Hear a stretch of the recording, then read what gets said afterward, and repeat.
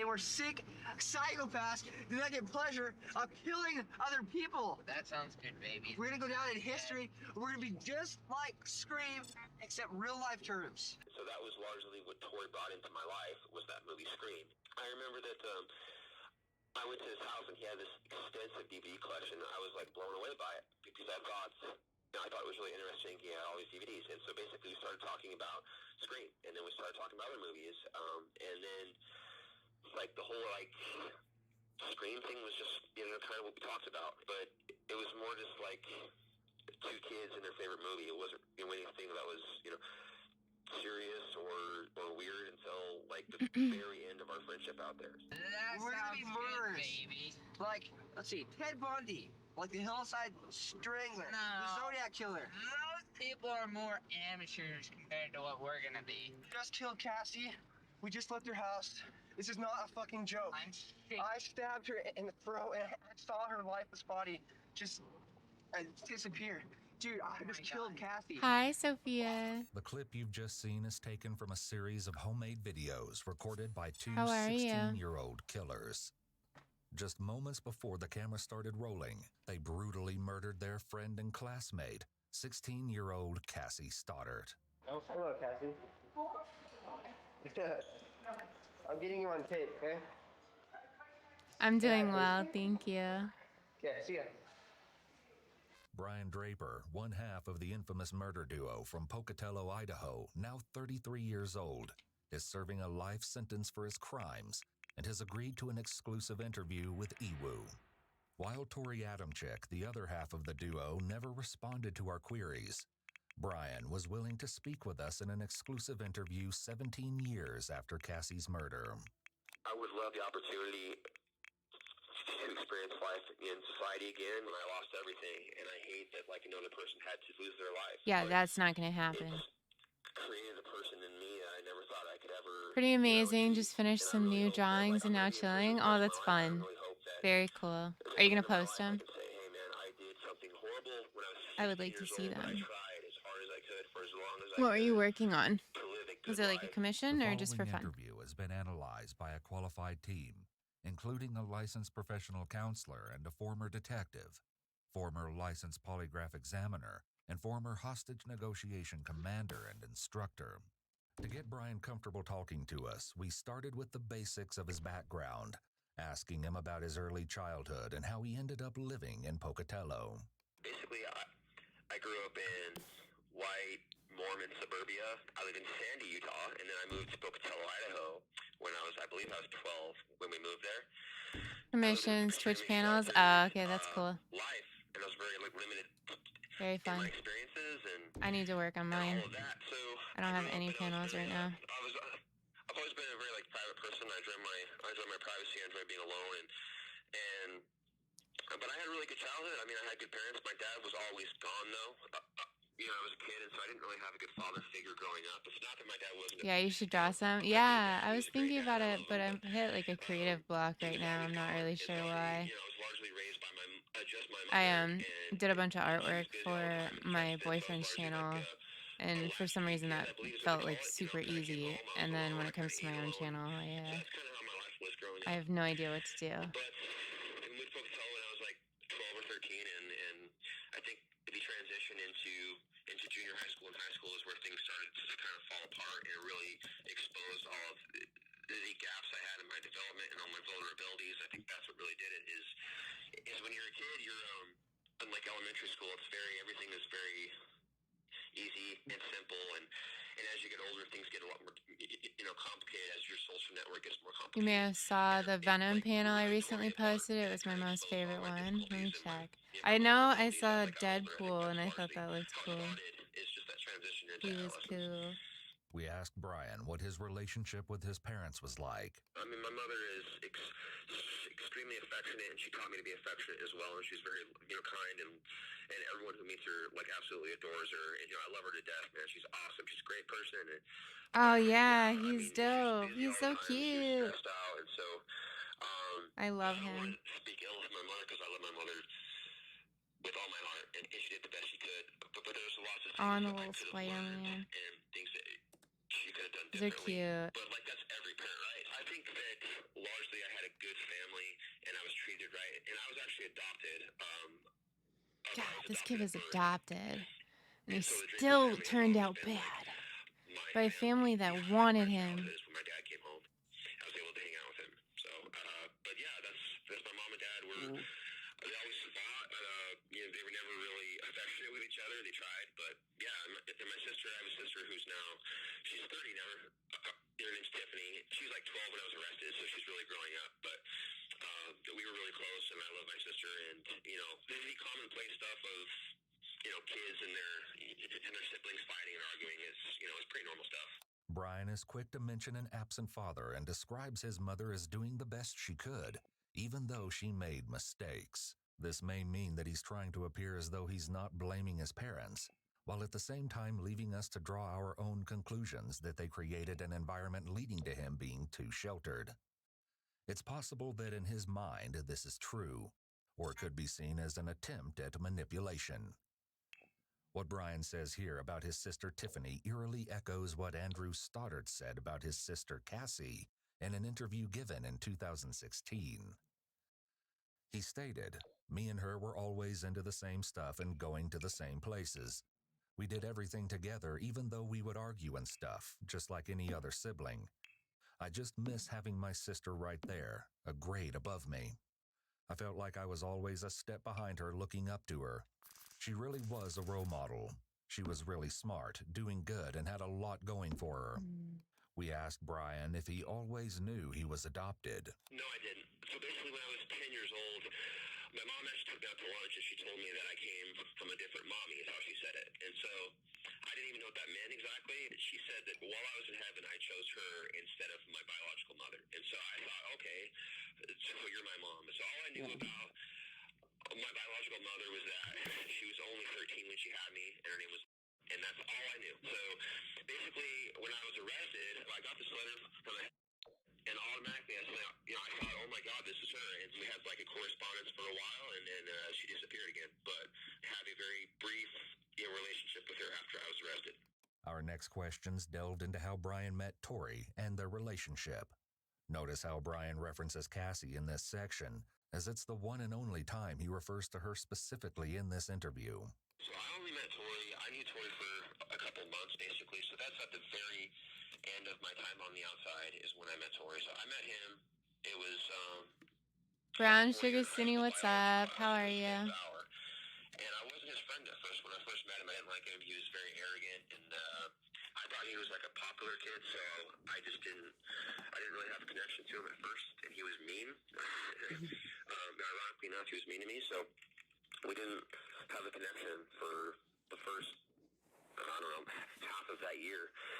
What brought us together was we had an assignment in biology class, and we were assigned into groups. And the greatest irony of all of this, I think, is that I was assigned to a table with my victim and with Tori at the same time, and we were all like friends, and that's how we became friends. Is we all started talking to each other. My and victim. laughing and joking Damn. around. So all three of us, and then her friend was there too, and that's how we got a connection. According to our team, this phrasing, in addition to being an unsettling way to refer to Cassie, is a red flag in that, generally speaking, we tend to refer to the most meaningful people first in a conversation. Here, Brian introduces Cassie as my victim, and then Tori, almost as though he was already seeing Cassie as his victim as far back as that lab assignment. It also completely erases her identity and allows him to distance himself from her as a person. Brian also seems to have a hard time keeping his answers straight. Doing well, and thanks. How often about you? I'm provides doing well too. contradictory answers. Thank you. For example, though he just finished explaining how he initially didn't like Tori, he almost immediately goes on to say this. I don't know what drew me to him immediately. I think it was more just I kind of felt like he was cool. And when you're a kid, like everything that is important is cool. He was cool. I thought he was cool, how he talked, how he acted, how many movies he had. I just thought he was a cool dude. And I thought he had a whole bunch of friends. He told me he had tons of friends and that he was popular. And so I felt like if I hung out with him, I could be popular. I could be popular at my school. He could get me involved with other people. But after the fact, I realized that was all a lie. Like, he wasn't popular. He didn't have a lot of friends. But He told me he did. I think that's what drew me to him. He also goes on to clarify that he and Tori didn't discuss anything beyond movies, despite the hours of footage they shot speaking of other interests. It's unclear if Brian has simply forgotten the footage, or if he doesn't know how much was released to the public after the trial. That's what he got me into movies, and that's all we talked about. That was it. We didn't talk about girls. We didn't talk about our futures. We talked about movies. That was the extent of our friendship. We're gonna go down in history. We're gonna be just like Scream, except real life terms. My other network of friends kind of disappeared in a way because I was hanging out with Tori all the time. Like I said, we didn't have intense conversations about life and what we wanted out of life. It was all movies. That was it. You're evil. Yes, I am. So are you. No, evil is an expression of God. That was another test you failed. Evil is not an expression of God. Yes, it is. Bullshit, you know it. Evil, the origin, is a follower of fucking Satan. There is no Satan Satan. real? Then shut up. Then how are we supposed to express ourselves? Good and bad. We're bad. We're bad. That sounds so shitty. We're evil. That's Yeah, not even they're so shittier. We're not cringe. okay. They were sick psychopaths do not get pleasure of killing other people. That's Next, we Posers. asked him what kind of movies he watched with Tori. Prior to meeting Tori, I didn't have any DVDs that were horror movies. I didn't have any horror movies because I wasn't allowed to have horror movies. So I didn't have any of that stuff in my house. Taken shortly after the murder, these crime scene photos of Brian's room show wall-to-wall horror movie posters and a large DVD collection complete with dozens of horror movie titles. Either the statement he just gave is a lie, or he's claiming that in the apparent couple months he hung out with Tori before they murdered Cassie, he amassed this entire collection without his parents knowing.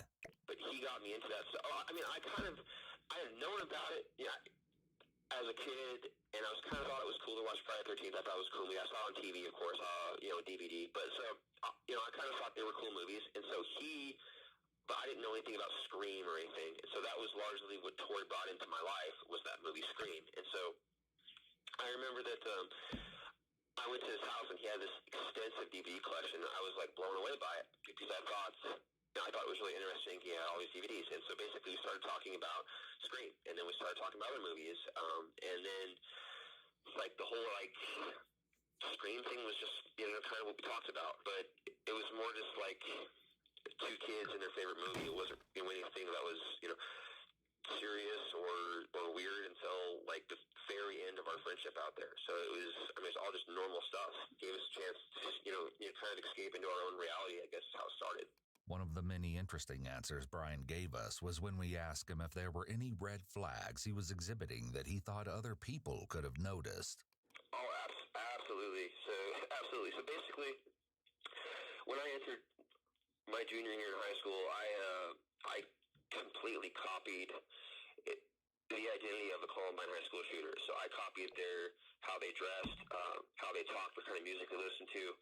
I started smoking because I wanted to embody that image because I thought that image would elicit attention from my classmates. I started wearing a trench coat, and all of these things were very clear that I was dressing differently, I was acting differently, and if you would have gone on to chat rooms, I go into chat rooms, and I guess I just I was looking for an identity, and that's the identity I was pushed to through rejection, and so I guess that would be one of them, and then I'd always talk about it. I talked about it online on my MySpace profile because this was in 2006. I talked about how my heroes were Eric and Dylan, so when there's a kid who says things like that, he's trying to impress people, and he's trying to show people that, hey, I'm like this too. I'm cool.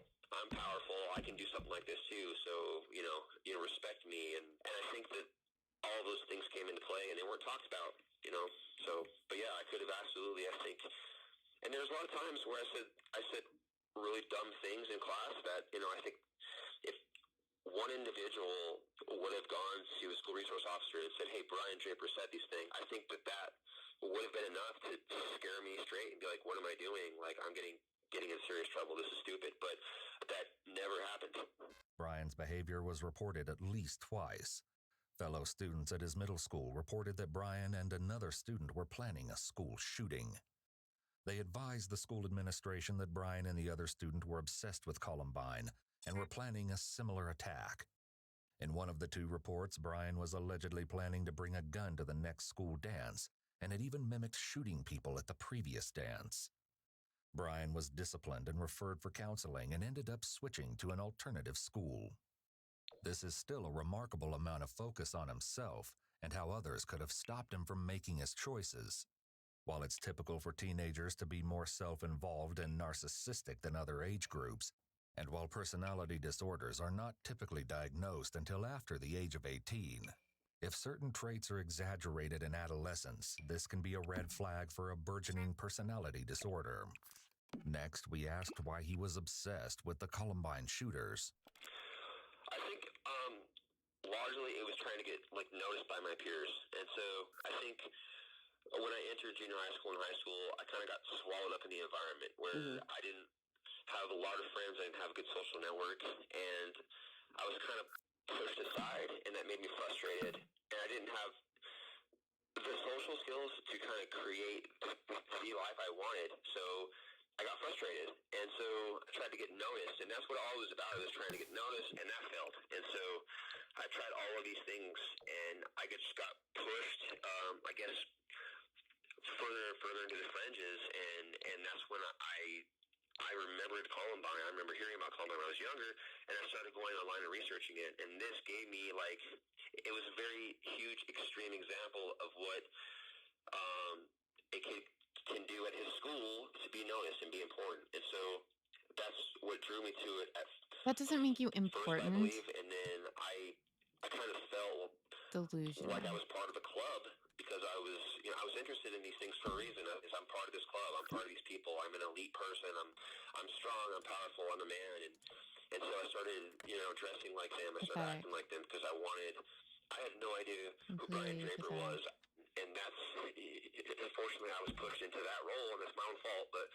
And that's why I related to it, is because I felt like they were like me, and they understood me when I didn't even know them, and they weren't even people anymore. They were dead. But in my mind, they were real on the screen. And so, I felt like a kinship with them.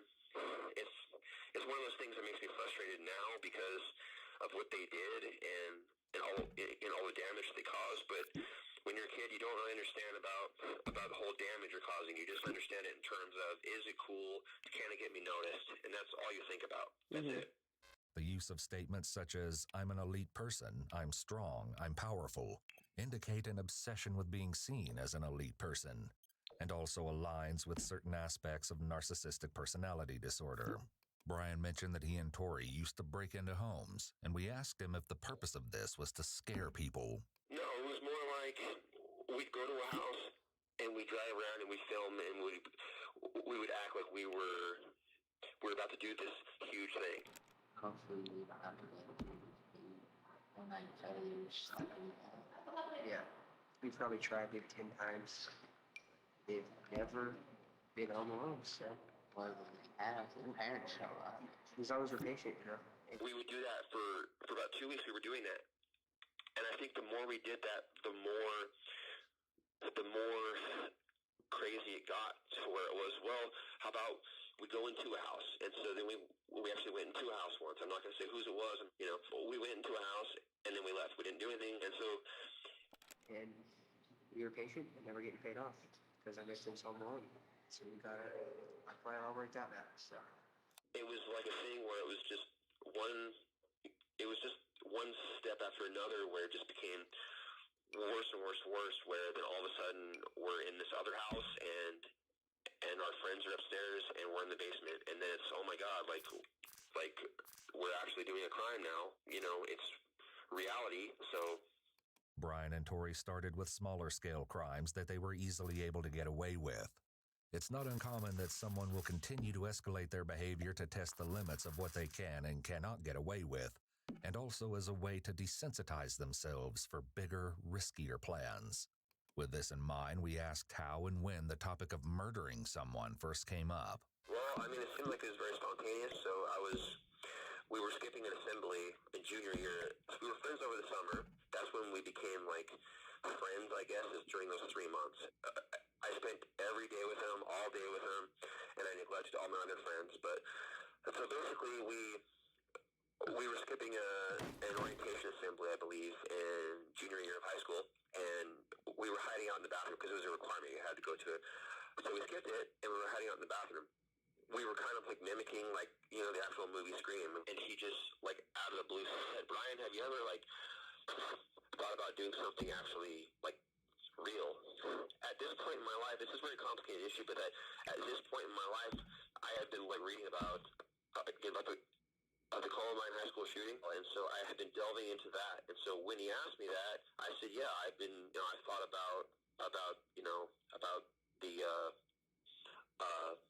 about Columbine for a while." And so yeah, I have thought about that. And so that's when it started. And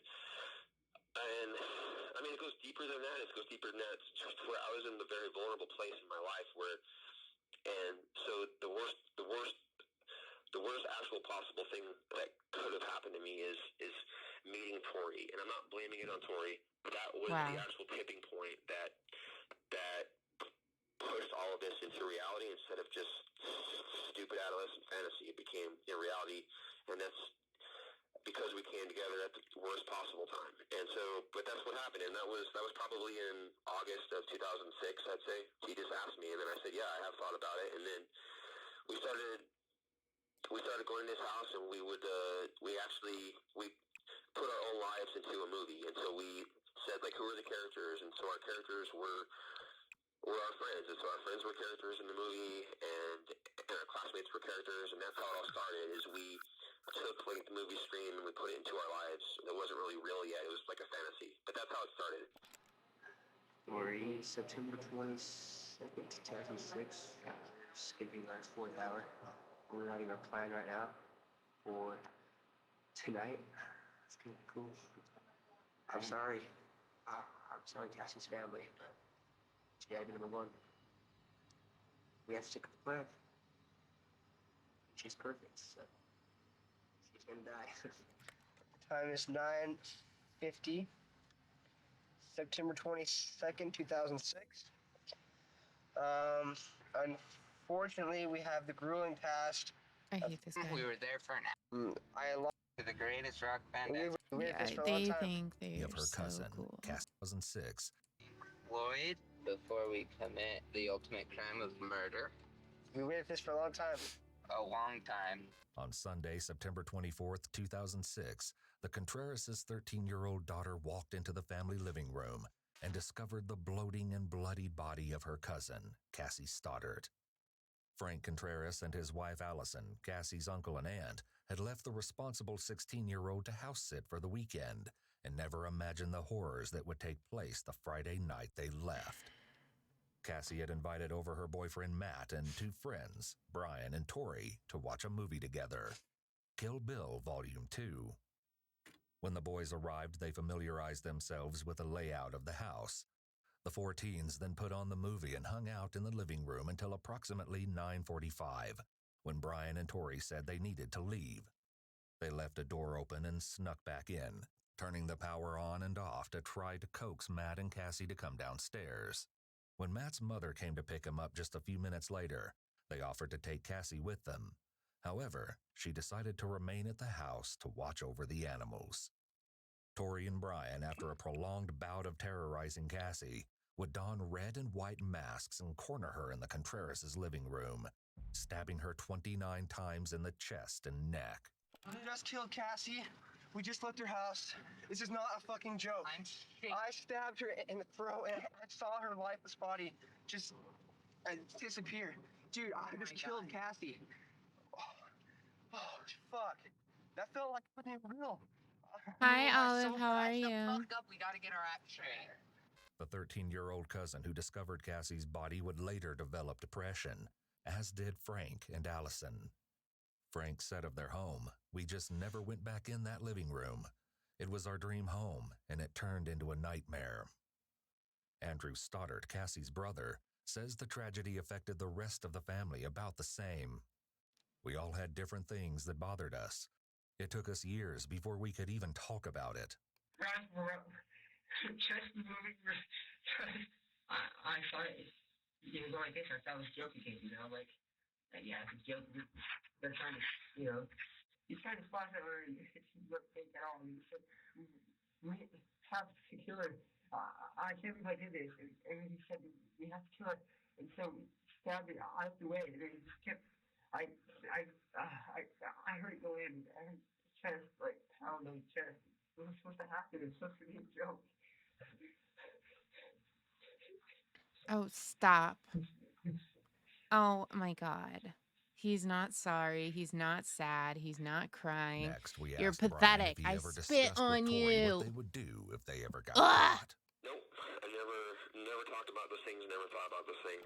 We're going for a high death count. We're not going not to get caught, Brian. If we're going for guns, we're just gonna end it. We're just gonna grab the guns and get out of there, kill everybody, and leave. We're going to make history. No, you're not. For all you FBI agents, That Brian and Tori didn't talk. against killing people. It's hard to believe that Brian and Tori didn't talk about what they would do if they were caught. As an interrogation, both boys gave similar and rehearsed answers. They both initially told investigators that they left Cassie's house to go see a movie, obviously trying to set up an alibi. Of course, with movie tickets, eyewitness accounts placing them at the theater, and their matching statements, detectives would have to let Brian and Tori go, wouldn't they? But the wannabe serial killers were unable to provide them with any of that, and they didn't even have the foresight to look up a summary of the movie they claimed to have seen. Where at? Is it Friggin' first theater? Did stupid you guys asses. turn and go in? I remember. Nothing. Because you weren't there. What was the movie about? I mean, you watched most of the movie? I don't know. Well, there's a girl there, and then I remember. You can't really exactly explain the movie. When their first story fell through, the boys tried another lie. So So dumb. you're going to say that whatever Tori did this night, you did as well. If with your cars, yeah. No, I mean, Yeah, Tori's gonna tell us the same thing. We're gonna talk to him. Yeah. I think he'll come clean too about the movie.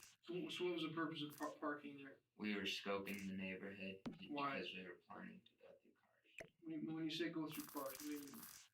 Oh, see the ones that are open. We don't go through any with alarms or that are locked. We just walk by, push the handle, and if it's open, we get in it and steal the gas money or change. So have you done that before? Once this year and in 9th grade.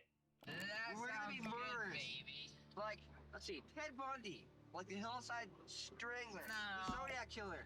Most people are more amateurs compared to what we're gonna be. I just kind of, I don't know. I just kind of assumed I was lost in the moment, and it was just more of a, like what people don't really know is that we had we have been doing this for about 2 or 3 weeks. We've been driving around, and we have been we've been going into some people's houses, and we've been doing these things for a while. There was no death, there was no assaults, and so I had no reason to believe truthfully that this night would be any different than the other ones. Something we wanted to know was if Brian thought he or Tori would have been capable of murder had either of them been acting alone. I don't really know anything about Tori, and I still don't. I don't talk to him. I see him here, from time to time. When we're amicable, I'm not, rude to him. He's not rude to me, but we have a boundary where we don't talk to each other. We say hi, and that's it. I don't know. I've never talked to him about why he got involved with this. I've never talked to him about what drove him into something like this. I have no idea. He's, as much of a black box to me as he probably is to you. But He's I know that acting like Tori absolutely acted unequivocally, alone. there's no way this would ever happen had I been alone. There's no way in hell this would have ever happened. And so, Mr. I'm not blaming it on Non-accountability. him, but you have to understand the whole You interplay killed between somebody. adolescents and trying to outdo each other and trying to be more cool and so when you have 2 adolescent boys who are trying to outdo each other, it's Boys. Yeah, into try to something minimize and it. that's unfortunately Like what you were happened too is, young to know the difference between no, absolutely right and not. wrong.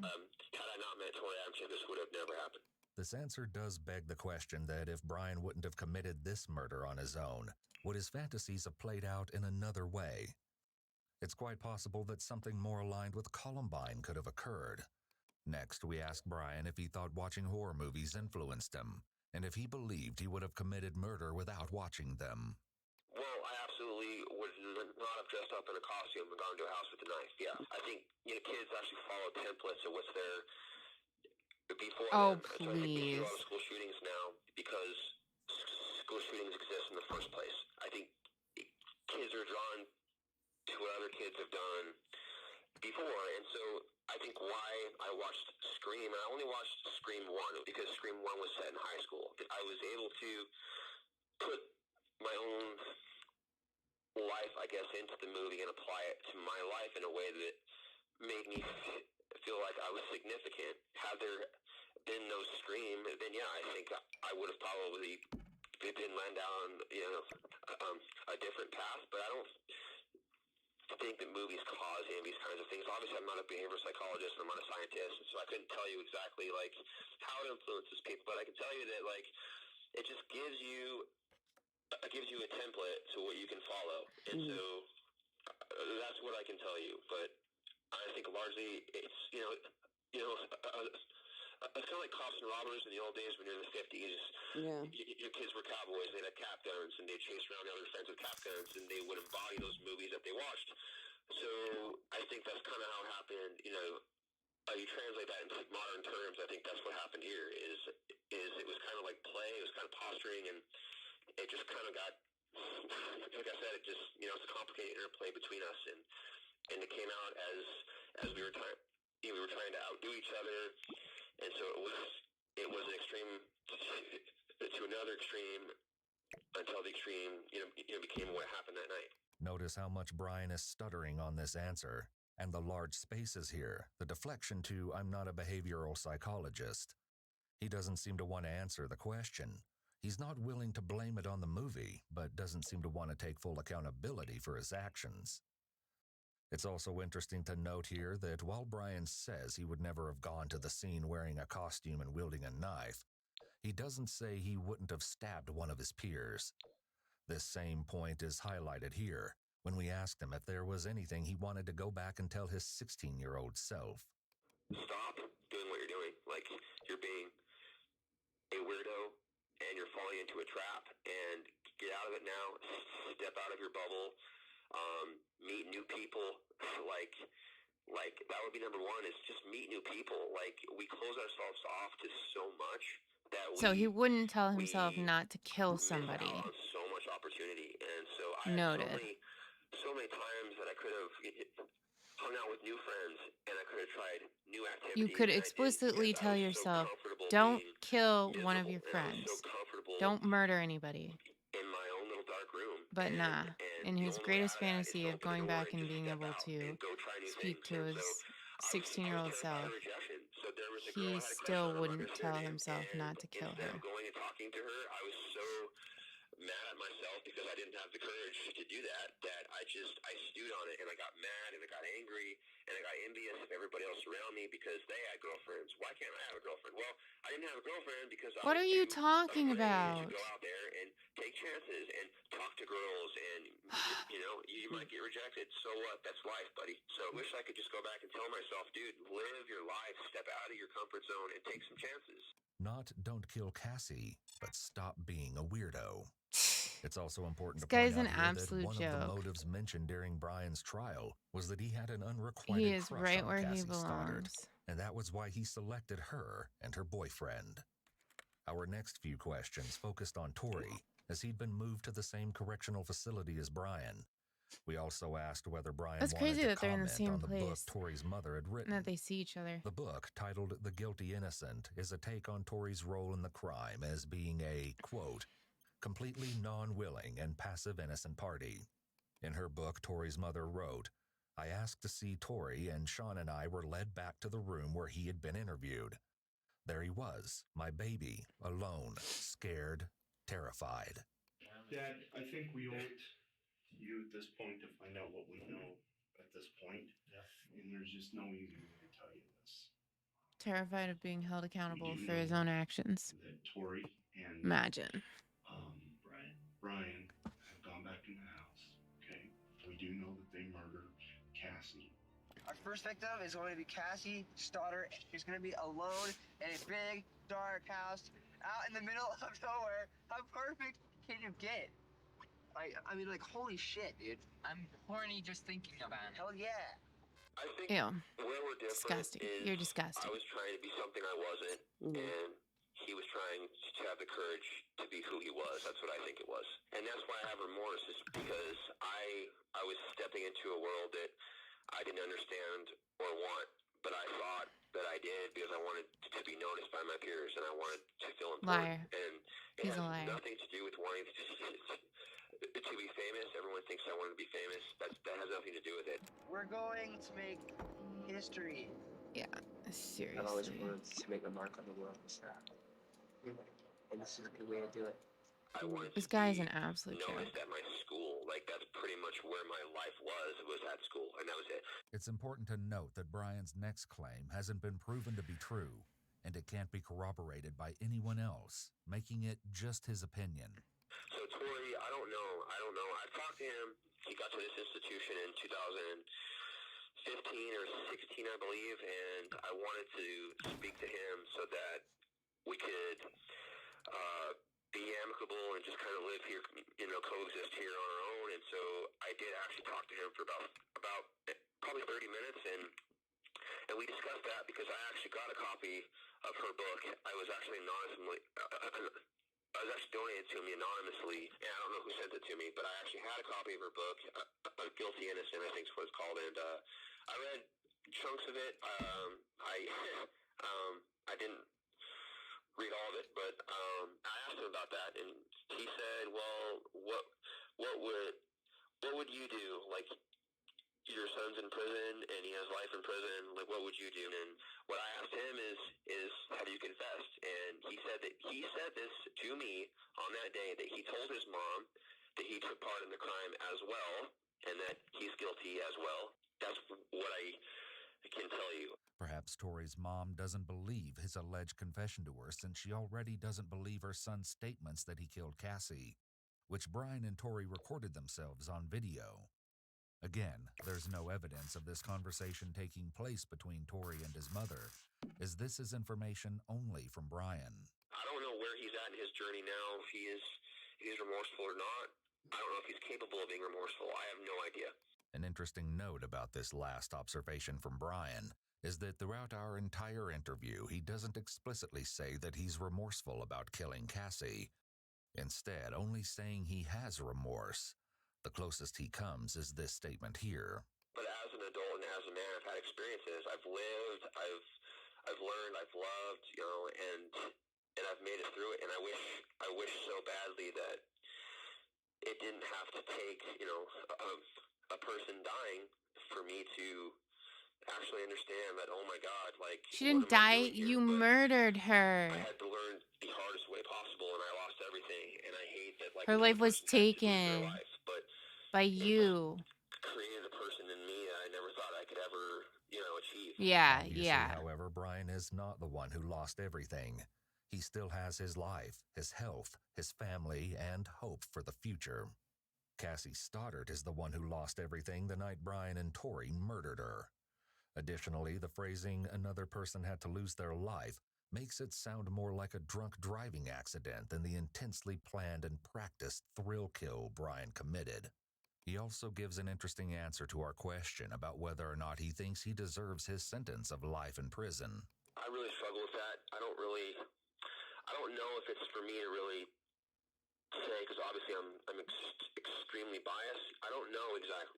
It's one of the most difficult questions that I can answer is, I don't know what the actual proper punishment is. I would want to believe that society would give children the opportunity to become adults and to receive treatment and to see where they're at after all that has happened. So with Oh, we're me, seeing where you're at I now. spent about 10 years in prison And you take myself, zero and I was accountability. in therapy, You're not even and remorseful. and all of that taught me that, like, that I was on the wrong track. And when I reached about 25 or 26 is when I really, really calmed down, and I started to have a very good idea of who I was.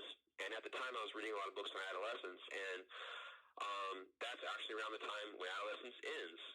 When I became an adult, I understood how much different the adolescent brain was to how I was now Again, as an adult. And zero so I accountability. think that the best course of action is trying to educate kids before they commit crimes. But once that has happened, I don't know what the answer is. I don't want to believe that we should put a child in prison for the rest of his life, because I believe that everyone changes and everyone grows inevitably. I think had I not had therapy and all those things, I still would be a different person just because I'm not an adolescent anymore. So, but it's one of the most difficult things. Other countries have already they've already made up their mind that it's not okay to put a kid in prison forever. So. But America's not there yet. And I Oh, don't know shut if we up. ever will I'm be, so and tired of this I guy. don't know if we should be. I don't know. It's one of those difficult things where I What just a hope that we loser. can educate kids enough before they commit crimes. We asked Brian if there was anything he wanted to say to you, the viewers. Oh man, that's really difficult. That's a big one because it's like I don't personally watch true crime. I don't understand the whole thing. So that's why I asked you. I wanted this to hopefully be something that's more educational and inspiring. It probably won't be, but I appreciate you at least appeasing me a little bit. But I don't know. I think that we want to believe that all of us are so different, and I think that at our root, all Oh, of us are the same. definitely And I different think from people the like interplay of you. our DNA and our environment is what creates who we are as we get older. And I think that it's easy for kids to go astray if they're not taught the right things, if they're not exposed to the right things. And I want people to understand that kids, even if they do horrible things, are only kids for so long, and that anybody, if they try hard enough, can get back into normal life and be normal adults if they're given a chance to. And I've been really fortunate where I've had people who have really cared about me over my time in prison, and they've taken time to help me and to work with me and to understand me and to give me a chance to be a human being. And that's helped me grow and become a human being. And so that's what people need. They really don't need people to hate on them and to treat them like they're an animal in a circus. And that's what true crime does. We all need to understand why these things happen, and we can slowly start stopping them from happening. With that comes our last and arguably most important question. We asked Brian if he thinks he'll ever get out of prison. I would love the opportunity I hope not. to experience life in society again, and to have another chance to be an You don't adult deserve and to not it. be a child. But at the same time, I understand that I'm living a punishment, and that I don't get to decide what that punishment is. I get to decide how I respond to my punishment. And so there is a very real possibility I will be here until I die. I have to be okay with that. And getting out of prison is so far out of my control that I try not to think about it too much. I try to live a life in here that I would on the outside, and so I try to have a job. I try to help people. I have activities I do, and I want to be educated. So I go to school, and I just want to live a normal life, and that's all I want. And if I get the opportunities, 20 or 30 years down the line, to be out there in society as an adult, great. But if not, then I've accepted that I am in prison, and I'm in prison for a crime I committed, and I have to live with that. And you feel hurt. Go ahead. And then, Overall, Brian seems to know how to sound remorseful, but does not seem to truly understand why he should be remorseful. He comes off as someone who is remorseful for a mistake he made as a 16-year-old that cost him his freedom, but isn't actually remorseful for taking the life of Cassie Stoddart and the pain he caused her family and community. In 2016, a case was heard in the Supreme Court that led to the review of 1,500 cases of juvenile sentencing nationwide, Brian's and Tori's among them. Whether or not this means Brian is destined for an early release is still unknown at this time, and whether he deserves to stay in prison for life is something we'll let you decide. As for Cassie's death, Her brother Andrew Stoddard put it best when he said, "It's still a huge part of me. For me, every month of September is one I struggle to get through. It comes in waves, honestly. There's days when I'm fine and others I'll just crumble. We love her. It's always going to be a part of us.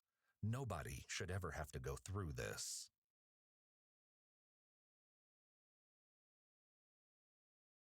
Keep him there.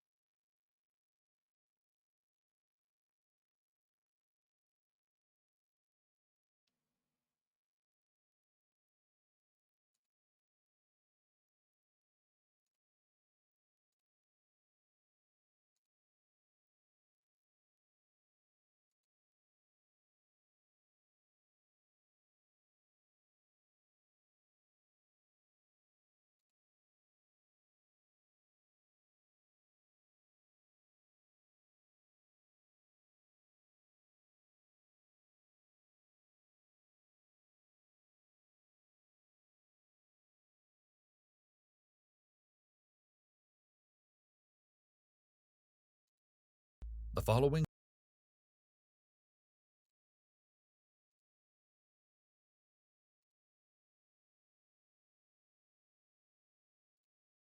footage revealing a 15-year-old mass killer has never been seen before. We discovered his dad on the couch. Face was really pale. You were a stone cold killer. 4 people have been murdered tonight. They're dead. You cannot lie to me. I will drag you down with this. What happened? You will go to jail for the rest of your life. I'm looking in the eyes of a stone cold killer. There's no remorse. When Nick Browning and 3 of his friends arrived at his home, they immediately knew something was very wrong. At first glance, the house appeared to have been burglarized, but when they discovered Nick's entire family murdered, no one could have ever expected the chilling and twisted truth behind their deaths. The 4 15-year-olds were Ryan Fingles, Taylor Tewksbury, Alexander Smith, and Nicholas Nick Browning. The boys spent time at the mall on the Saturday afternoon of February 2nd, 2008, before they were dropped off at Nick's house in an affluent Baltimore suburb of Cockeysville, Maryland. Immediately, the boys noticed that a door to the Brownings' house had been left unlocked, and it looked as though there may have been a robbery. When they entered the home, the boys found Nick's father, John Browning, a well-respected attorney, shot to death where he had been asleep on the sofa. They soon discovered that Nick's mother, Tamara, and his 2 younger brothers, 13-year-old Gregory and 11-year-old Benjamin, had all been shot as they were sleeping in their bedrooms. After the police were called, the 4 traumatized boys were brought into the police station to give their statements about the haunting discovery. They were separated into different interrogation rooms while they wait for a detective to come and question them. Nick's 3 friends are important witnesses as they were there when the Browning family was found dead, and were also with Nick for most of the evening and the majority of the following day. The following never-before-seen footage has been analyzed by a qualified team, including a licensed attorney and former criminal prosecutor, a licensed clinical psychologist, and an individual with a Master of Science in Clinical Psychology. How you doing? Dude, my name's Dave. Dave. What's your name, Ryan? The interrogator enters the room and introduces himself to Ryan Fingles as Dave instead of officer or detective. This is done to put Ryan at ease and make the detective seem less intimidating, think more I've seen this. authoritative. Yes. All right. Good.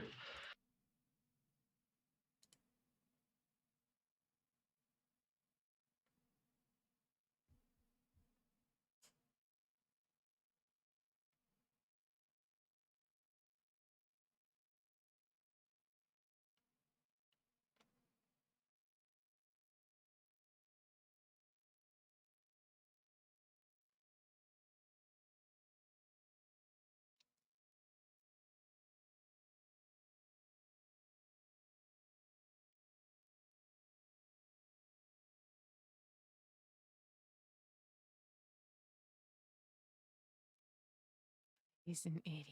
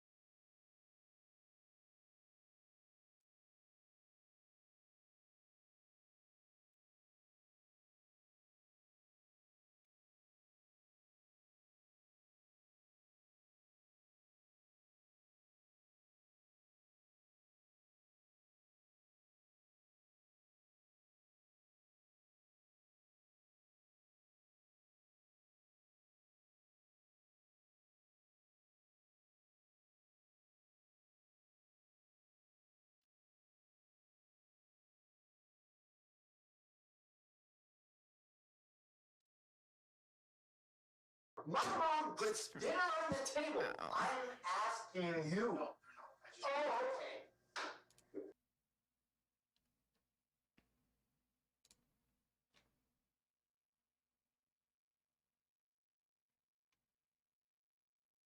No, oh, okay. Weird. There's some random videos at the beginning of this channel.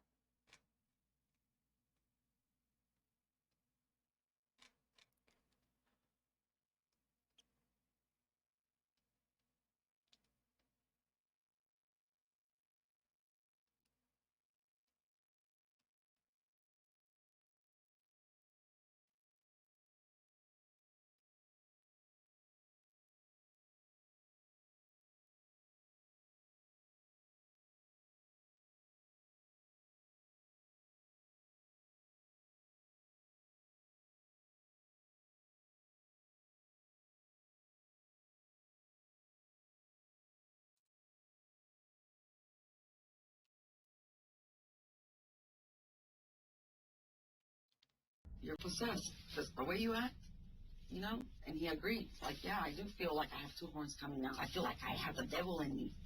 And he, you know, it's like he was.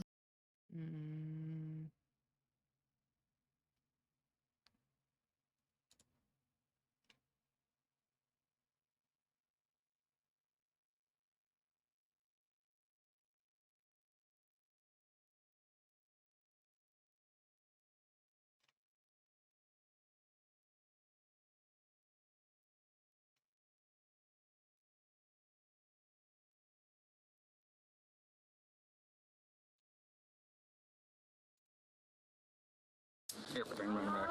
What is going on? Bring mine back. Murder. What? We know you were there with Chad. They were all really loyal. They're just kind of like dogs. He said if we ever talked, we were dead. I'm just like, hey guys, you know, you wanna go do this? And when you said do this, what did you tell them you meant? Wanna go kill somebody?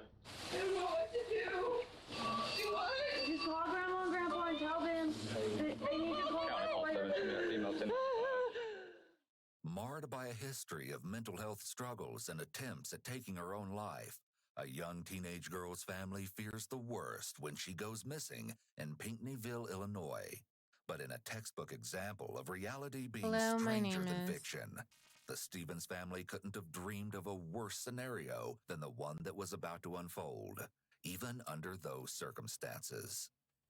15-year-old Sydney Stevens was a bright girl who enjoyed fishing, four-wheeling, and hanging out with her friends and older sister, 18-year-old Dakota Wall.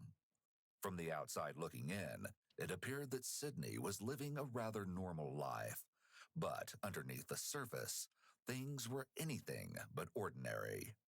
Tracy Stevens and her daughter Sydney had a great relationship, for a long time at least. However, in recent months, they'd been fighting. Not only that, but Sydney and Dakota had been engaging in fights of their own. Tracy's husband, Tim Wall, told police that Sydney and Dakota used to be very close, but had recently grown apart. In addition, Tracy's divorce from Tim was not something that Sydney took well. It left another void in her failing support system, especially when she found out that Tim was not her biological father. With the heaviness of everything weighing down on her, Sydney began to engage in behavior that was previously very out of character. There were times she'd run away. Even worse were a series of attempts she'd made to end her own life. When she went missing on July 19th, 2010, Tracy filed a missing persons report just as she had the previous month, an occasion where Sydney had chosen to disappear. While it seems certain Sydney had run off yet again, hours turned to days, and Sydney still hadn't returned. Then a horrifying development came on July 25th. For a place that proclaims itself the friendly little city, it was anything but that on the fateful day. Two fishermen found the lifeless body of Sydney face down in the local Buku Creek. Detectives were stumped as there was little information to go on initially. But as the investigation immediately got underway, details quickly emerged. Law enforcement would eventually unravel a tangled web of lies and uncover a shocking revelation that could only be described as the ultimate betrayal. Let's begin now with an acquaintance of Sydney and our first person of interest, 18-year-old Carl Dane, who authorities have called into question just 3 days after Sydney's body was recovered. I guess you know what we want to talk to you about the situation with Sydney. What do you know about it, Carl? About Ed or her? That whole situation, or just in general her? We want to know what you know about what happened to Sydney. I don't know anything. Do you remember where you were on Sunday night, what was that? 18th? I was sitting at home. It's a pretty quick answer. How do you know where you were that long ago? I just remembered, I remember what I'm doing, every once in a while.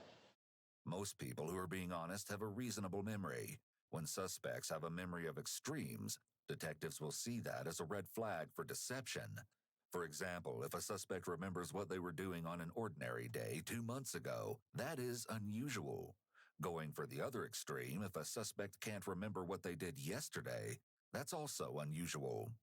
Sydney's older sister, Dakota, is brought in almost 2 weeks after Carl's interview to talk about the tragic event.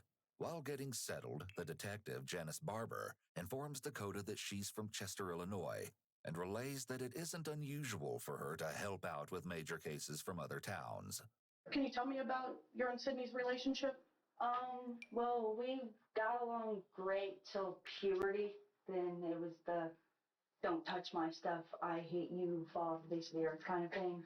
Typical teenage sister. Yeah.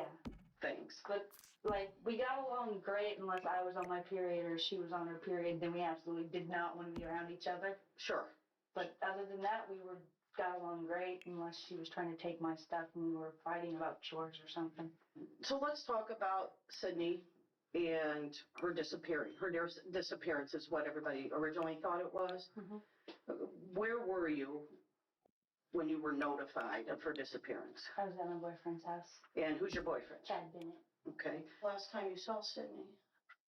The Sunday before, the day before. The day before? The day that she went missing, I'd seen her because I came back from camping. Okay, and what time was that? I got home at between 11 and 11:30 in the morning. And then how long were you and Sydney both there at the house? Yeah. How long? I got there about 11:30. My mom came back at about between 3 and 3:30 and I left about 3:30, so. Dakota had apparently gone camping on Saturday, July 17th, 2 days before Sydney's disappearance. She promptly returned home the next day on the 18th. Along with Dakota, her 20-year-old boyfriend, Chad Bennett, had spent a couple of hours at the girl's home before the pair departed for Chad's house later that afternoon. According to Dakota, this was the last time she saw her sister. Shortly thereafter, something unexpectedly sinister was carried out, and things would never be the same. 2 days after Dakota's interview, we meet Chad, who may possess salient details regarding Sydney's tragic final moments.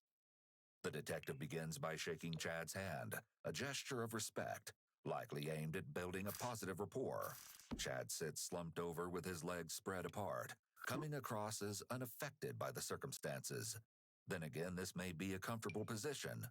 Nonetheless, the detectives have most likely taken note of this nonchalant behavior, and they proceed to question Chad about his whereabouts on Saturday, July 17th. Yeah, what did you do that night? Sat at home. Okay. You go out with your friends or anything? Anything to Friday or Saturday. At the Carl's house. Okay. You don't know which one it was? And, so when was it the next time you saw Dakota? The day after. So Sunday? Yeah. And when was it on Sunday you saw Dakota? I think it was Sunday, yeah. Right, but what time? I couldn't tell you. Morning or afternoon? I wasn't morning until you can sleep. Oh, you usually sleep in? Yeah, so it'd be probably in the afternoon, probably after 1. So how long do you think you stayed there? A couple hours. A couple hours? Where did you stay at in the house? Cody's room. Chad tells the detective that following his short stay at Dakota's house, the pair decided to head to Carbondale, Illinois, where they picked up their friends Carl and 17-year-old James Glazier along the way. They apparently stopped at Buffalo Wild Wings for dinner, but left around 8 o'clock before dropping Carl and James off at another friend's house, 15-year-old Robbie Mueller, who we'll also hear from soon enough. Following this, Chad drove Dakota back to his house, where she spent the night. Since her phone was supposedly turned off, Chad had awoken to a panicked call from Tracy the next day, on July 19th.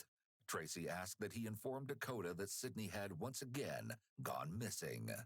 But Dakota wasn't too worried, as this seemed to be a regular occurrence.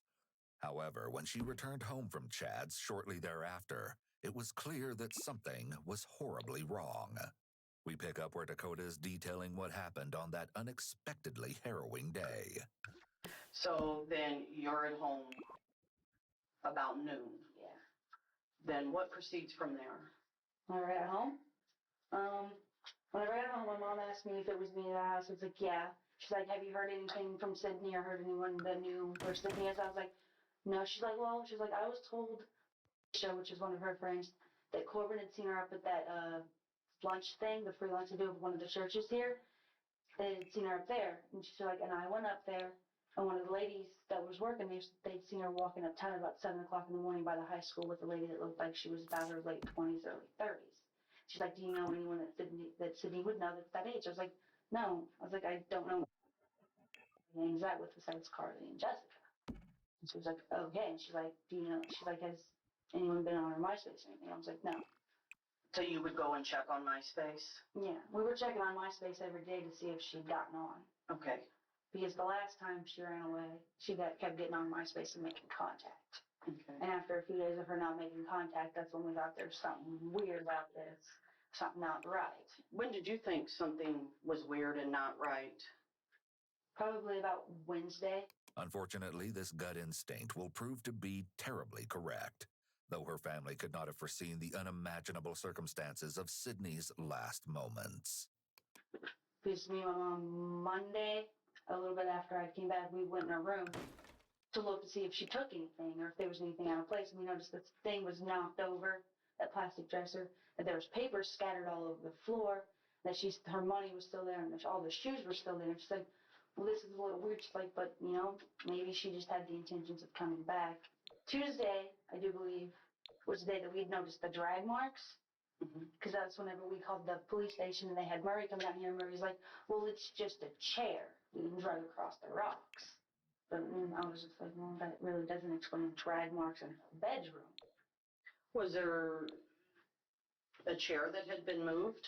The chair, yeah. There's a green chair that I have to stand on and hang laundry up on the hooks outside. And usually it's on the deck, but it was in the colored rocks. And why was it there? I don't know. Okay. Because my mom had showed it to me. She was like, come here. I was like, what? She's like, look at this chair. I was like, what about it? She's like, it looked like someone was trying to climb out of the house. I was like, so do you think that she snuck out? She's like, yeah. She's like, I think, so going downstairs, she came up here and went off the deck. The disorderly state in which Sydney's room was left could indicate that something far worse may have happened than the teen simply having run away.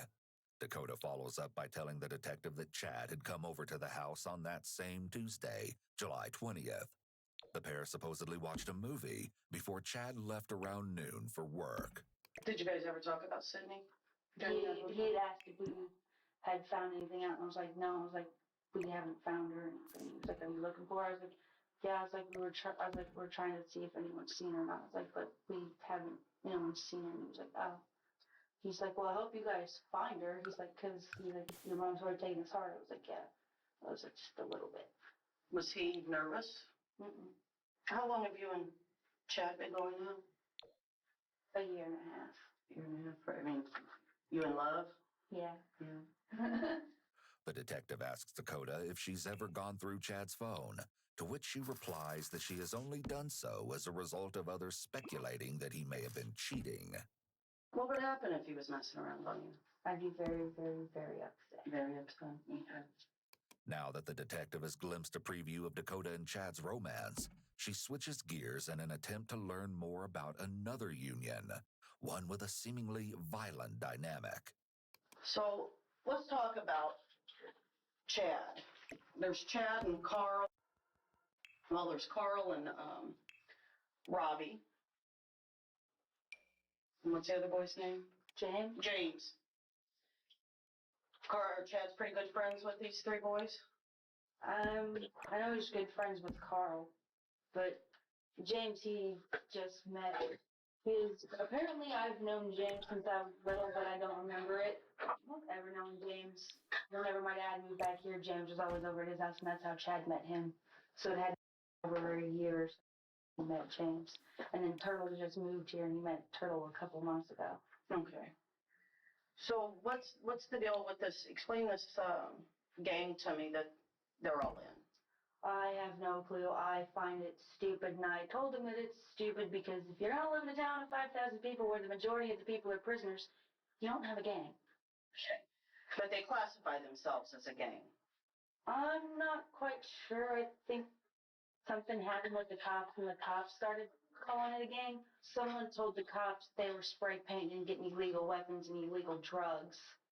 In the small rural community of Pinckneyville, a so-called gang had allegedly emerged, known as the P-Town Saints, consisting of a few local members, including 17-year-old James Glazier, 18-year-old Carl Dane, 20-year-old Chad Bennett, and 15-year-old Robbie Mueller, also known as Turtle.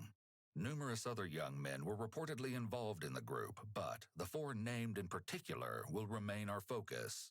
We will now meet the youngest member. Could you state your full name? Robbie Dawson Mueller. Robbie's formal attire demonstrates a level of respect many might quantify as unusual for an interrogation. If a businessman was brought in for questioning, detectives would expect to see him dressed up in this manner. However, for a teenager, this outfit choice is quite abnormal. The detectives have been asking him questions relating to his involvement with the so-called gang, where he gives alarming detail on his brutal recruitment into the infamous P-Town Saints. Your initiation is what? 3 people and to beat the out of you for 30 to 60 seconds, depending on when they want to stop. Who beat you in? Chad, James, and Carl. Okay, and was there anybody else present? Believe Dakota might have been present. Did they give you a set of rules that you had to follow? I remember getting a paper or whatever that you were supposed to memorize. Oh, I can't remember it. Well, that's okay. I'm just saying, did you get a set of rules? Yeah, you're not supposed to talk about stuff over the phone. Not supposed to associate with Sydney, which I would. You couldn't talk to certain people. And one on Sydney? Yeah. These types of initiations are often an indication of antisocial behavior. The fact that this group can stomach the beating of someone in such a way isn't just horribly cruel, but also shows that these individuals likely derive pleasure from inflicting pain and suffering on another person. Additionally, the comment Robbie made about Sydney shows that they likely had a grudge against her. Or maybe it was just Dakota that had an issue with her sister and didn't want her boyfriend and his friends associating with her. These indications of Chad being considered the dictator or commander demonstrate that Chad may possess characteristics such as grandiosity and narcissism. It's very common among people with antisocial personality disorder to have strong narcissistic traits, as they will often exploit others without hesitation or remorse to ensure that their needs are met, no matter the cost. Additionally, Robbie alleges Chad is the dictator who ordered his henchmen to carry out all of his horrible intentions. But could he have gone so far as to plan the ultimate crime? Let's hear from the so-called commander himself. But, I mean, the whole Saints thing, I'm out. I'm done at this. Let's talk about the Saints for just a minute, okay? Because this is something we got to talk about. I understand. How long has there been a Saints? Very long. Long, how long? Couple months, maybe. Just a couple of months. In recovered texts, Chad, codenamed Chuckles, had recited the official Saints pledge. For my fellow Saints, I hereby pledge my life to my brothers, and will do whatever is in my power to help them. If need be, I will die for my fellow Saints, just as they would die for me. This sort of unconditional devotion to the wannabe gang is typical among these delinquent groups. Human beings have innate desires to belong and to be accepted, which drive us to be a part of one or more social groups.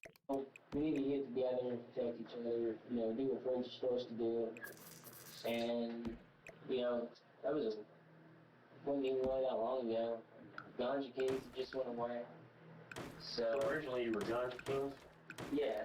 Apparently, before the not-so-well-known Peace Saints came to life, a group of young men had previously formed what was known Hi, as the Ganja Kobe. Kings, How are you? although they were supposedly no longer active at this time. It started out with a bunch of us, and we had a setup of how it would go. What's the setup? Like, so hard to explain. There'd be us, and there'd be 3 people that were up above the rest. And when you say us, who would be us and the 3 people that are above the rest? Me, Carl, and James were the 3. And so is that 1, 2, and 3? Yeah. You're number 1 because you're the OG. Because I started it, Right. yeah. And then after me came Carl, and after Carl came James. So the order would be 1, 2, and 3 then? Yeah. Top to bottom? Yeah. And now, does anybody else have a tattoo like you got there with Saints on it? No, but that's going to be gone soon. It's what? It's going to be gone. Why is that? Because that was nothing but a big mistake. Chad's ominous hand tattoo, showcasing a cross and skulls, is supposedly part of the gang initiation process, although it's not reported that Carl, James, or Robbie have the same one. This initiation system can be seen among various gangs across the world as a notable indication of one's allegiance to their group. But along with this, new members may be required to undergo a physical beating, such as the one described by Robbie. Like you say, it did turn into a gang. Oh, yeah. And you were the leader of the gang. You were the OG. Yeah, I know. And some of your guys really got into it, didn't they? They were all really loyal. Right. I mean, I hate to say it, but they're just kind of like dogs, to be honest. I mean, they were Like what? like dogs. You could tell them to do something, they'll do it. But I never did. But that's the point, though. I mean, and that's the point of a gang. Is you're the leader. You have your soldiers or people that are below you. Mm-hmm. And if you tell them to do something, it's just like in the army. They're supposed to do it, isn't that right? Oh, gosh, yeah. And Carl was really into that, wasn't Yeah, I guess you could say that. he? And James was really into it. Oh, yeah. Oh, God. James is probably the most loyal person we had.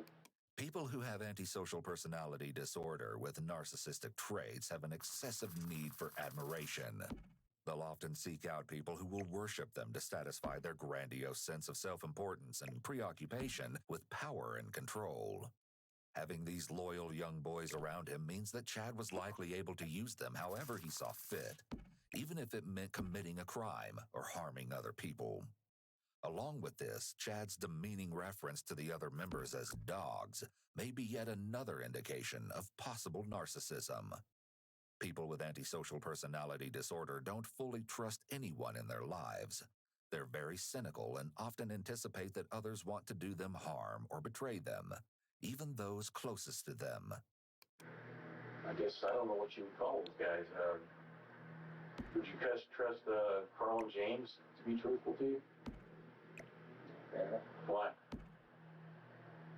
I don't know, it's just something. I trust them, can't trust them. So kind of what you mean by did trust him, you mean before all this happened, you would have trusted him, but now you don't? Yeah.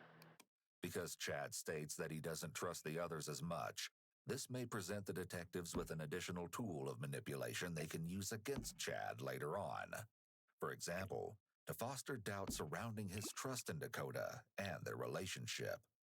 What, but so since this deal with Sydney, what has changed where you're concerned that you don't trust him? Just the fact that he'd go out and do something and then try to throw me in the middle of it just because he up.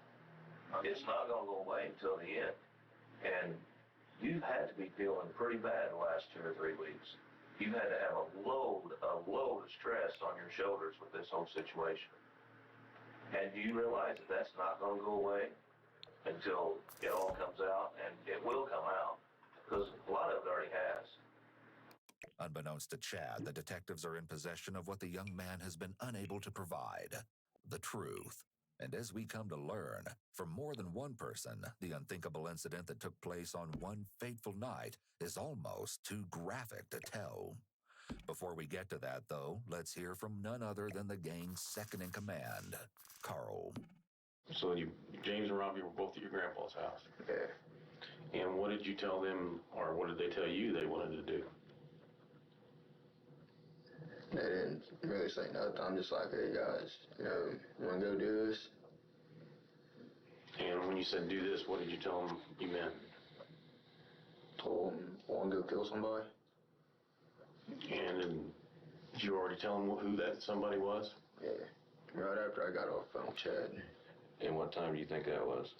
Like I said, around 11 or 12. Well before Sydney's disappearance, the P-Town Saints were having a usual get-together when Chad allegedly gave Carl a .22 Ruger semi-automatic pistol.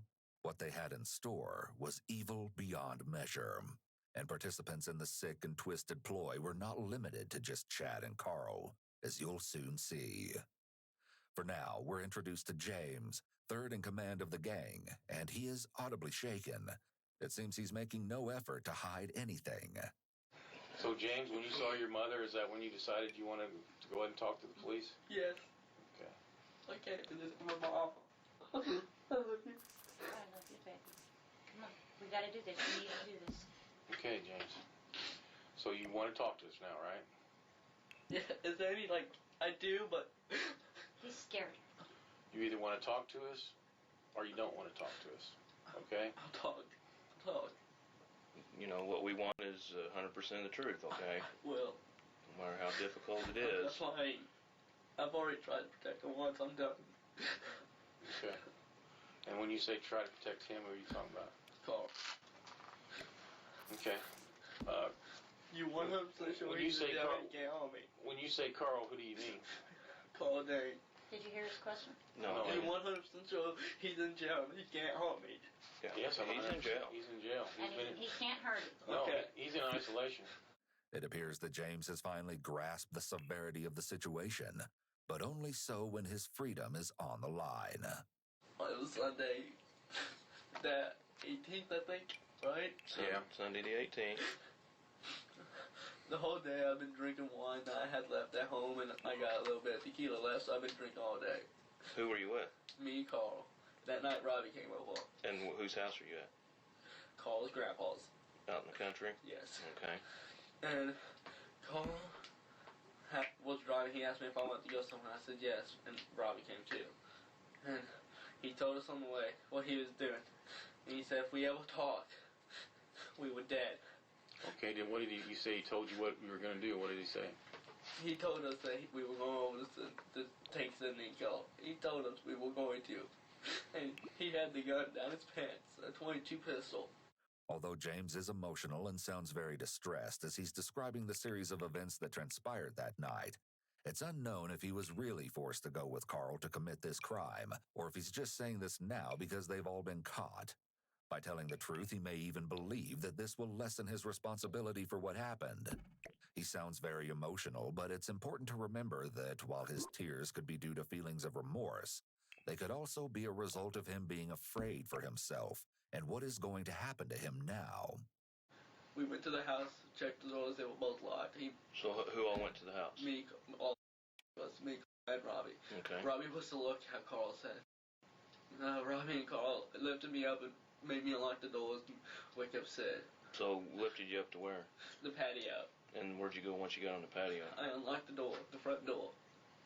How'd you unlock the front door? The patio was unlocked. Well, so it was unlocked. Are you talking about a regular door or a sliding door? The sliding door was the patio. And so it was unlocked? Yes. And then I went downstairs and unlocked the downstairs basement door to Sydney's room. It's rather suspicious that the patio door to Sydney's room had already been unlocked. And given that this intrusion happened in the middle of the night, it might not be a coincidence. I grabbed her so Tracy didn't wake up, because if Tracy woke up, Carl was going to shoot her. I wanted him to kill Tracy. How do you know that Carl was going to shoot Tracy? He told us before we walked in. He said, "No, leave no witnesses." So you're in the house and you go down and let them in. And what happens next? Carl points the gun at her and makes me wake her up. At first, she asked me what I was doing, and she knew who me and Carl were both because she goes James and Carl. She said our names, and she's trying to yell for Tracy. I didn't want Tracy to wake up because if Tracy woke up and came downstairs, Carl was gonna shoot her. So what happened? What to stop that from happening? I jumped on her so she'll be quiet and put my on her mouth, and then Robbie came over and helped me. Is she on the bed or where? Yes, she's on the couch thing. Okay. I asked her to be quiet. She started walking, and I taped her hands up because Carl told me to, and I started taping her mouth when she ripped it and started yelling, Mom. I had to stop her because I didn't want Tracy to die.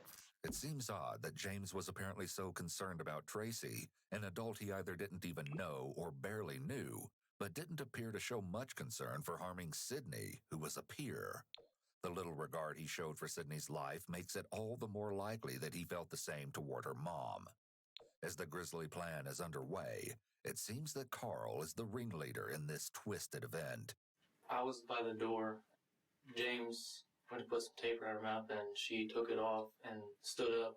And I guess thought it was a joke because she just stood up like normal and didn't act like anything was going on. And then Carl had the gun pointed at her, and that's when she kind of flipped out, and James grabbed her, and they wrestled to the ground and everything, and Carl walked over towards me and stood by me. She was kind of out wrestling him and everything, and Carl told me help him. And I went over and I put her in a chokehold. Show him. Like, and she went unconscious. Carl said, get her outside. Me and James, I don't remember who had what end or whatever, but started bringing her outside right after we got out the door. She woke up again. And he said, put her in it again. James ended up putting her in a chokehold and kept it on her for quite a long time. What happens next? He put her in chokehold again and held it for several minutes. And he stopped, checked her pulse, and there wasn't one. James said, he would get the car. Okay. Now this is the important part we're talking about. What happened while he was going to get the car? Carl sat there and smoked a cigarette. So she's unconscious now, right? Yeah. Or maybe even dead, right? So how did you guys get her to the car? Somebody took an arm or a leg and just lifted her up and drug her. Somebody? Yeah, one of us took one arm, another guy took another arm, somebody took the legs. So then why were pants down? Well, I wasn't, I was walking behind them while they were dragging, until we got to the creek, and that's how the pants got down. So you still say that the pants were pulled down because she was being drugged? Yeah. And so nobody touched her? You sure? Not that I know of. This statement is considered a qualification phrase, which can sometimes be an indicator of deception. It gives the suspect an escape in the event that they later need to retract what they said. The response is rather vague and leaves open the possibility that someone did assault her. She woke up halfway down the creek, and so I just walked 2 feet, away, smoked a cigarette. What do you mean she woke up? I came to. Okay, so she woke up halfway down the creek. And why did you walk away from that? Because they had sex with her? No, somebody, choking her, so I just walked. I didn't think I went to, smoke a cigarette. So who choked her? Robbie was at that time. Choking is commonly a crime of passion linked to jealousy and personal rivalry. But it's odd that Carl isn't the one to actually strangle Sydney, given the fact that the two had allegedly engaged in a short-term romance earlier that year. Supposedly, the relationship lasted for only a week, ending over another boy. In the past, Carl had allegedly vowed to take revenge upon all of the women that had scorned him, but no one would have thought he would take it this far. And did anybody shoot her out there? No. Okay, and when you choked her this time, did she stay choked? Never woke up again? No. And how do you know it was Robbie that was choking her, not James? Because it was dark, wasn't it? Because I could tell the trench coat from normal clothes. Who had the trench coat on? James. Just sat up and I'm like, hey guys, get back to it. This comment is especially indicative of Carl's total indifference to the fact that this is a human life, and not just any human life, but a girl he knew and even had a brief romance with. Carl's behavior is very typical of individuals with antisocial personality disorder. As he sits there with a slouched posture, practically motionless, it's very evident that he is completely void of any empathy or remorse. When law enforcement recovered Sydney's body on July 25, 2010, she was unrecognizable and needed to be identified. In a meeting with detectives, Sydney's mother was asked if her daughter wore a specific type of necklace with a dangling music charm. Tracy confirmed it was Sydney's, and with the heartbreaking revelation, Tracy came to the terrible realization that her daughter was dead. 10 o'clock that night, you called Chad the next day. Is that right? Yeah. And why did you call Chad? What did you tell him? Just to see what's up. No. Come on, Carl. You know, we're all Did you tell him that mission's accomplished? Told him the job's done. Told him the job's done. And how did you know what job you had because of the phone call you made ahead of time? Told him I want to go kill somebody. And did you already tell him who that somebody was? Yeah. Right after I got off the phone with Chad. So when you called him before you went to Sydney's, you told him what you were going to do. And you wanted to make sure that he had got Dakota out of there? Yeah. Is that right, or yeah, that's right. Was that the plan? Yeah, just wanted to make sure Dakota was out the house. And he understood why Dakota was going to be out of the house. So you and him had talked about this, planning to do this. Yeah. To Sydney. Carl's voice has become weaker and his words are short and prematurely cut off. He sounds defeated, and for good reason, as we'll soon learn. It was late at night, and it was dark, whatever, and them two showed up, and we was outside on my porch. They said, we need to talk, whatever, and I had Chase stay on my porch, and we went around the house and talked about it, said, we're going back tonight, you gotta go, and I told him, I'm not going, I shouldn't have been involved, I didn't want to be involved. She was a close friend of mine, and I said I didn't want to be involved. Robbie's show of remorse is too little, too late. Although the shocking truth behind the gruesome murder has been revealed, there's still much more to the story. The detectives are well aware of the truth, however, and they want Chad to reveal his ultimate role. You explained it in a way that's going to make it really easy for us and grand jury, Chad. You understand that? That you're the number one. Those guys that were as loyal to you as dogs. So what you're laying out is there's no possible way they would have done this without your permission. That there's no possible way they would have done that without you telling them to. You just laid that out for us. No, I did not. Yes, you did. Chad is remaining unusually calm for someone who's being accused of giving permission for someone else's murder. He may believe that his reaction is in line with an honest person, but in actuality, someone who's being truthful is more likely to have a strong, adamant denial to a false accusation. A truthful individual may even become hostile if their denial is not accepted. On the other hand, someone who's being deceptive is more likely to offer vague denials or use a weak tone of voice, as Chad is doing now. I have a hard time believing that you would order the murder of your girlfriend's sister. I have a hard time believing that. But you know what? You're making me believe it. The detective is trying to shake Chad's confidence so that he'll slip up and admit to something. Once they can get him to confess to having knowledge of the attack, it will be easier to later prove that he was much more involved. In an exclusive, never-before-seen interview with Dakota's childhood best friend and Chad's ex-girlfriend, Jerica Copling, she reveals exactly who Chad really was. Whatever Chad wanted, Chad got. I do feel, and I do think, he is capable of being that person to be in charge. He's done it before. I didn't know anything except what I was being told from Dakota and her mom. That's all I know. Let me ask you this. Carl had a 22 Ruger. You've seen it, you've shot it, right? He claims it came from you. No way. How did you get it, Carl? Doesn't have any money. I can't even be around guns, you know, let alone get them. But you have been around guns. Yeah. When you're not supposed to be around guns, so that's not really an excuse. I mean, it's just like. As we already know, Chad allegedly supplied the gun to Carl.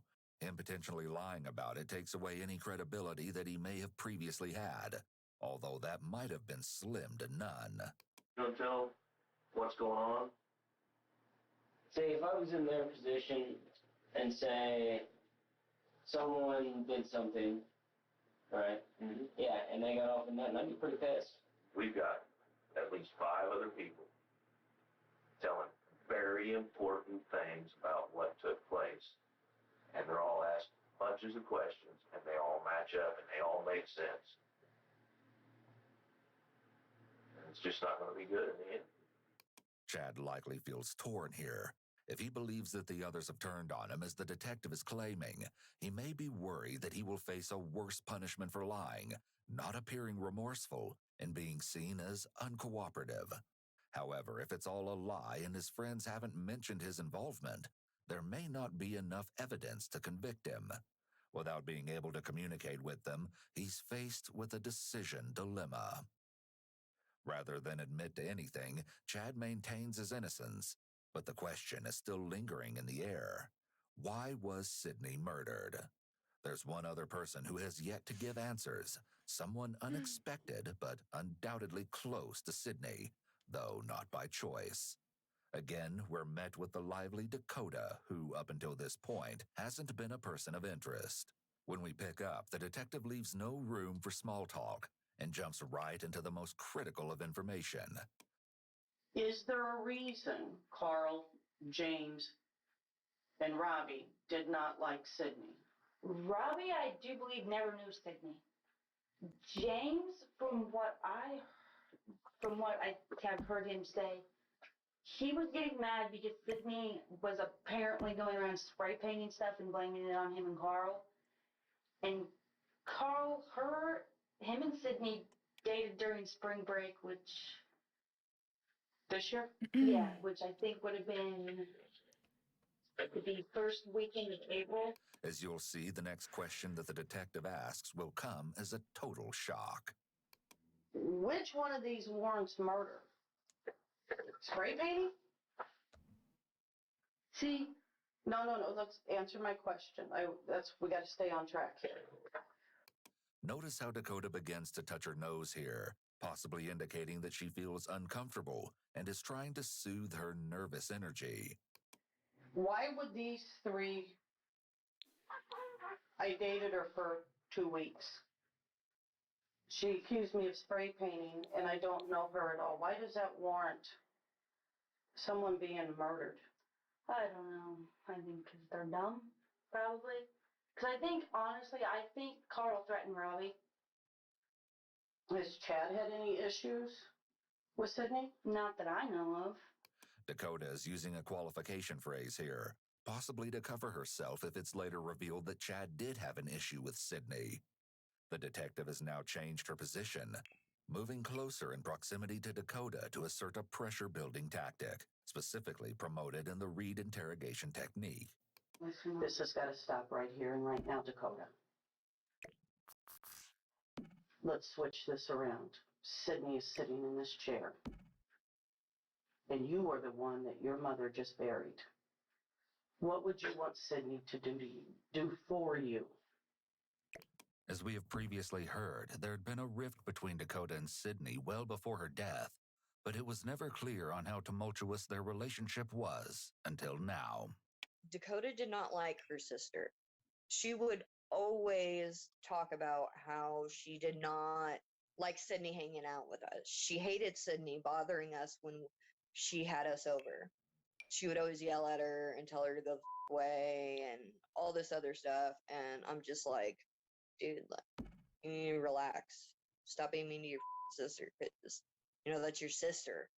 I got back a hold of her. I was like, dude, what's going on? Where's your sister? Have you heard anything? This and that. She was just so nonchalant and was just like, oh, she probably just ran away again, da da da. And I was just like, okay, well, when Sydney died, I went to the funeral service because Tracy talked to me about it. So I showed up, and what bothered me and made me question about everything was the fact that Dakota was acting her normal self. Smiling, bouncing around, just casually talking to everybody like it was no big deal. What would you want Sydney to do for you? You know what, hon? I've got two sisters. Grown up in a household. Let me talk. Grown up, there's going to be a lot of argument, okay? I argued with my sisters. I still do. We love each other very much. Sydney loved you very much. Don't you think she was scared that night? Yeah. You've got to tell us what happened. You know a lot more to this. Dakota is backed into a corner, both literally and figuratively, and the detective has easily gotten her to break. I can tell you some things that I heard in and out of. Okay, what did you hear in and out of, hon? There was one day, it was me, Chad, Carl, and James on the car. Me and Chad were in the back seat. What day was this? Wednesday night? Okay. 21st. Okay. And me and Chad, we were in the back seat. Me and him were talking because the 31st would have been a year ago that my dog died. Okay. So I was talking. I was like, yeah. I was like, do you want to go with me to put flowers on Nikki's grave? And he was like, yeah, sure, I can do that. And I was like, okay. And then I could hear Carl talking. You heard who talking? James and Carl in the front seat, because I don't think Chad heard them, because when you Chad was having the conversation, I was listening theirs. And I heard Carl say, what did you do to her? And at first I thought they were talking about someone that James had been with, and I was like, I could only hear bits and pieces. What bits and pieces were you hearing? I heard James say, tied around the only thing of feet. Okay. And then I heard Carl say, not good. Because he said something before that, and he was like, not good. And James is like, if someone finds her, they can call the cops, and then we get caught. And this was Wednesday. Yeah, and I had no clue what they were talking about, because I was from the thing, I was like, what are they talking about?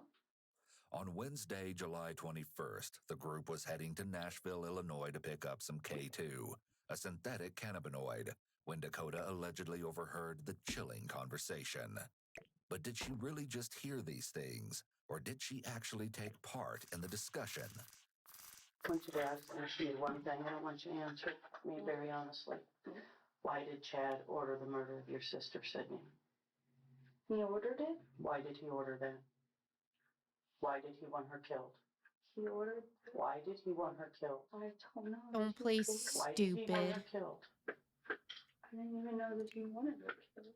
Answer my question, Dakota. I really don't know. Repeating the question can be a possible indication of deception. There are two purposes to this. One, the suspect doesn't want there to be an uncomfortable silence after a loaded question, as it may look suspicious. And two, they need time to think, as they're likely unprepared and don't know how to answer. It's also a red flag that Dakota does not adamantly deny that Chad was capable of doing this, but instead offers vague answers like, I don't know. It should be pretty upsetting to find out that your boyfriend ordered the murder of your little sister. But Dakota doesn't show any strong reaction to the news. And despite her persistent claims that she was unaware, Dakota says that Friday, July 23rd, the P-Town Saints had gathered at Carl's grandpa's house, where she states another exchange of words had occurred. What was discussed about Sydney out there? Nothing was said about Sydney. Really? Not that I know of. Again, Dakota is using a qualification phrase to cover her tracks, although this doesn't really help her case. Nobody said anything about Sydney. I think Carl kept asking if we were looking for her and if we had found her yet. Because he was like, "Have you found Sydney yet? Have you found Sydney yet? Where are you looking at? Where are you looking at?" Okay, what if I told you that the people you named off were out there that we have interviewed? And you guys all discussed Sydney. I do not remember. Let's don't go there, Dakota. Let's don't go there. Okay? It's time you start being honest. I'm tired of this. It's warm in here. You've got to start being honest with me. Warm in You here. guys discussed Sydney that night. Dakota likely feels very stressed, which may explain her sudden increase in fidgeting with her hands. Her mind is likely racing as she tries to decide on what to say. The conversation between you guys. I'm trying to think if anybody else would remember. What was that? The only thing I can remember was Carl saying something about a gun and how he shot someone. Okay. It's the only thing I can remember. Now what she's did just Chad saying say? that. I can't remember. No, you do remember what Chad said, and that's what we need to discuss. What did Chad say about Sydney and the police? I can't remember what Chad Yeah, you said. can. Yes, you can. I know it's hard for you. I know it's hard. Because all I remember was Carl told me that he said that if you tell anybody anything we talk about, I'll kill you and make it look like Chad did it. Okay, but Chad said something about the police not looking at any of you. What did he say? I think he said that the police weren't helping. Okay. Because he had asked me if the police were being any help, and I was like, no, I was like, the police aren't much help, they're just saying he's a runaway, and I think that's what he had told me. And what else did he say about the police? I can't remember what else he said. That he said the police were not looking at them. I don't remember that. You gotta think. I'm trying to think, but You think right now. You've got to do this for Sydney and a lot your of mom. the stuff that they talked about, I blocked out after Carl told me that you'd kill me and blame it on Chad. If what Dakota is saying is true, most would find it disturbing that she didn't notify the local authorities.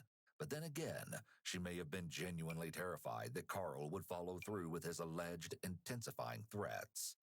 No matter, the detective wants more. Do you realize that Sydney will never have some of the opportunities that you had? Yeah, I know. Was Sydney still in school? She was going to be a sophomore. I think, possibly, I don't know. Sydney's not going to get to graduate. She said she was never going to graduate. She's got a lot Oh, of shut milestones. She has a lot of milestones up. What a left in her. bitch. You realize Sydney's never going to get married. She said she was never going to graduate. Sydney's never going to have babies. I have to pee. I'll be right back. Nieces or nephew.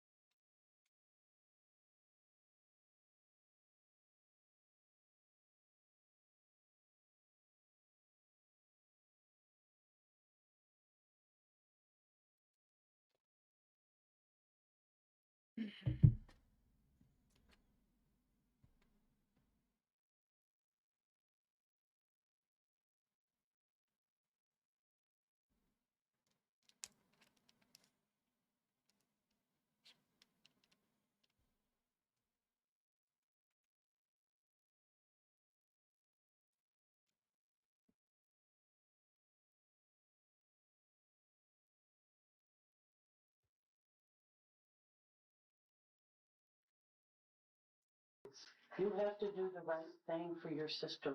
She had a lot taken away from her.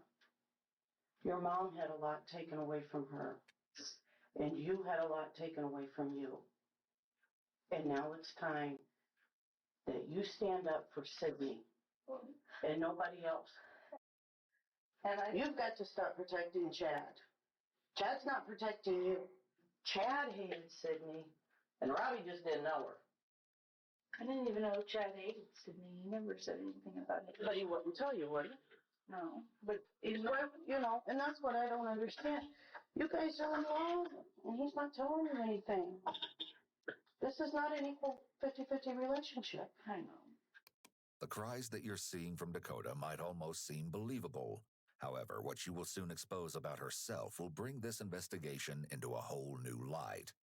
As of now, she tells the detective of the chilling confession that Carl supposedly made to her on Friday, the 23rd. I want to hear the whole story Carl told you the night out at his grandpa's on Friday night. Okay. He said that he had broken into my house, and then he had done something to Sydney. I said, what did you do? He's like, all I can say is that she was shot. And I was like, okay. And he was like, yeah, he's like, other than that, he's like, I can't do anything else. I was like, well, who else all knew about this? He's like, I'm not telling you now who else knew. That was why. He's like, because if you tell anybody, he's like, I'll kill you and blame it on Chad. Why didn't you tell this to the police when they interviewed you? Dakota's story here is highly questionable.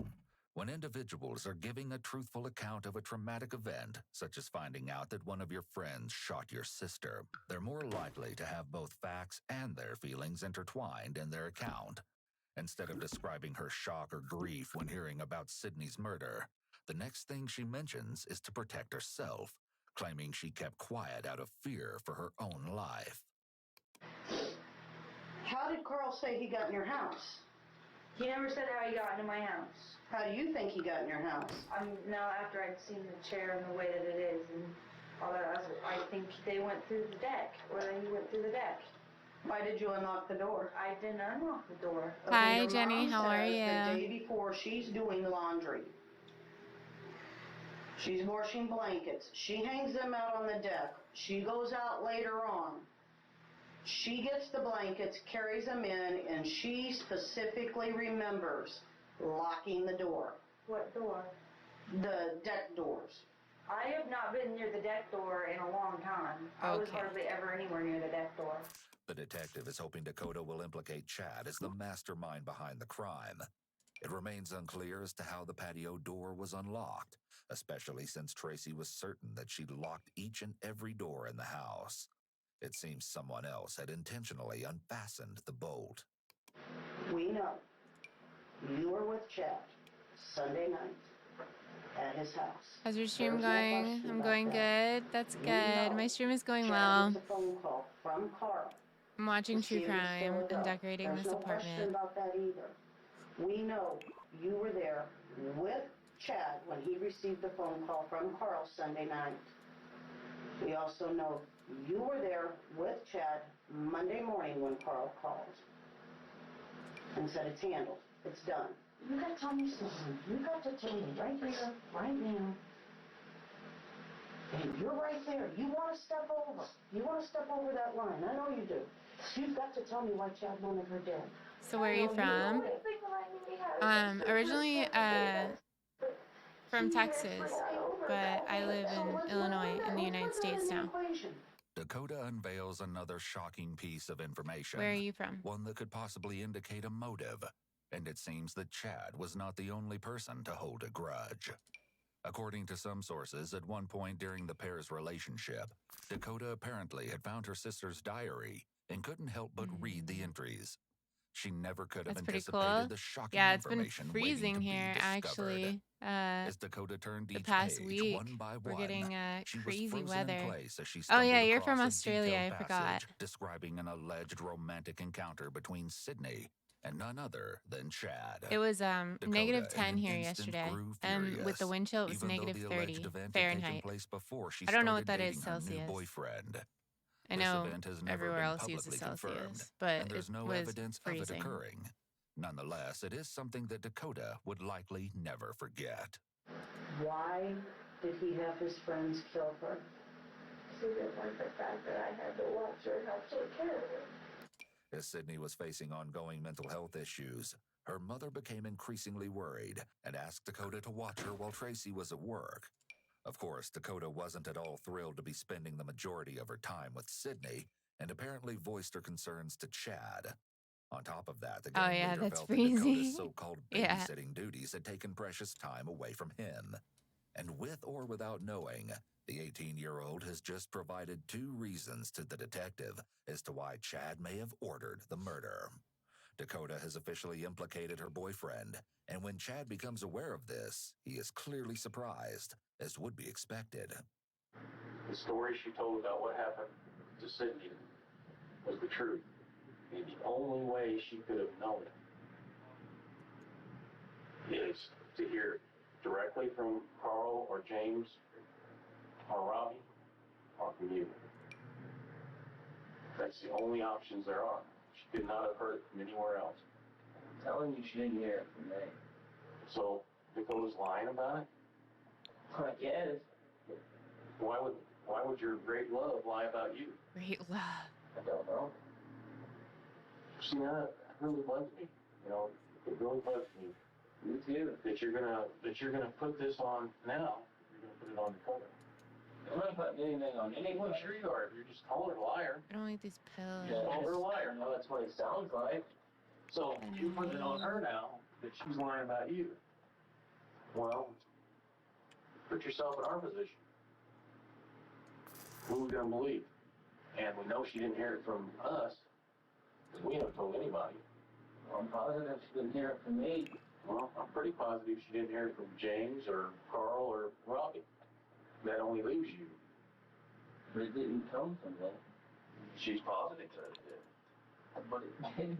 You know, what I don't understand is this. You want to get clear of all this stuff. You want to back out with the gang.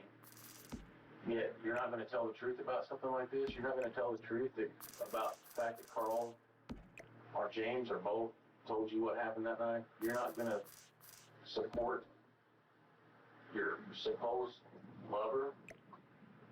You know, here you are. You're so worried about yourself that you won't even tell the truth when it comes down to something that as serious as murder.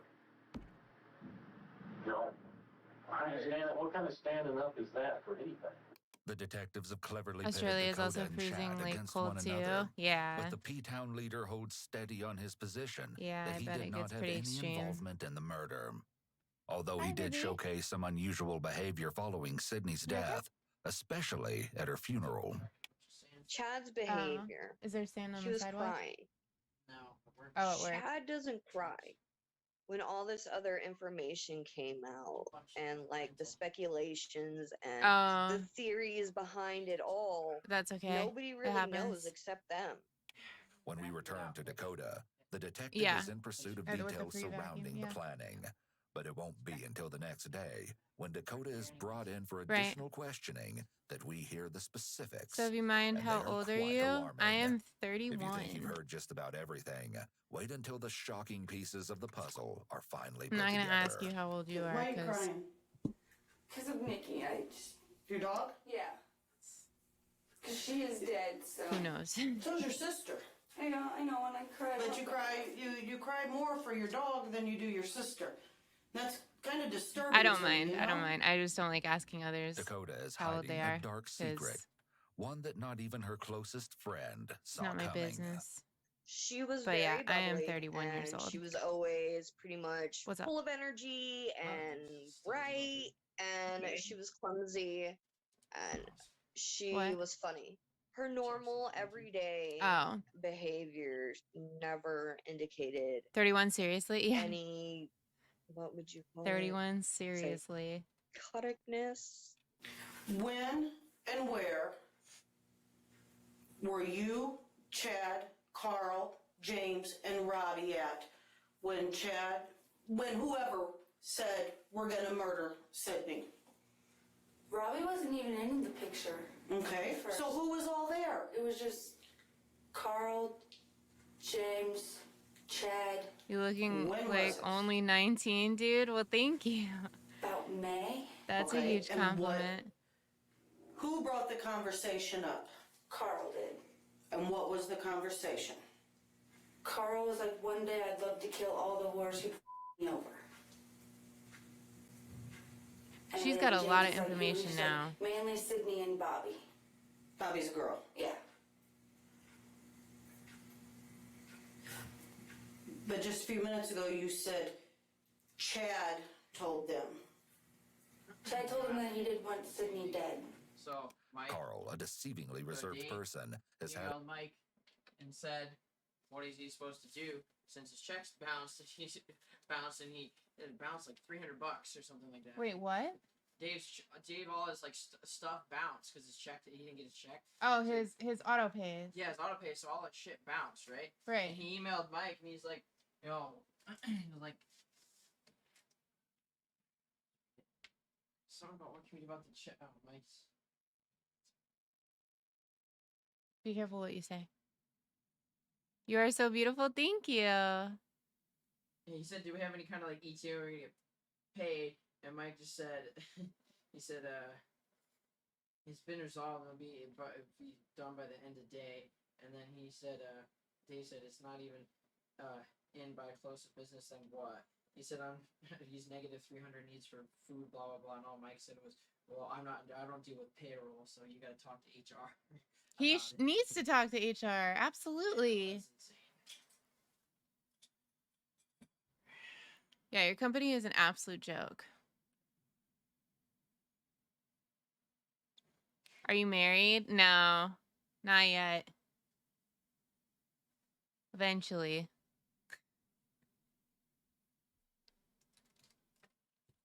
Are you married?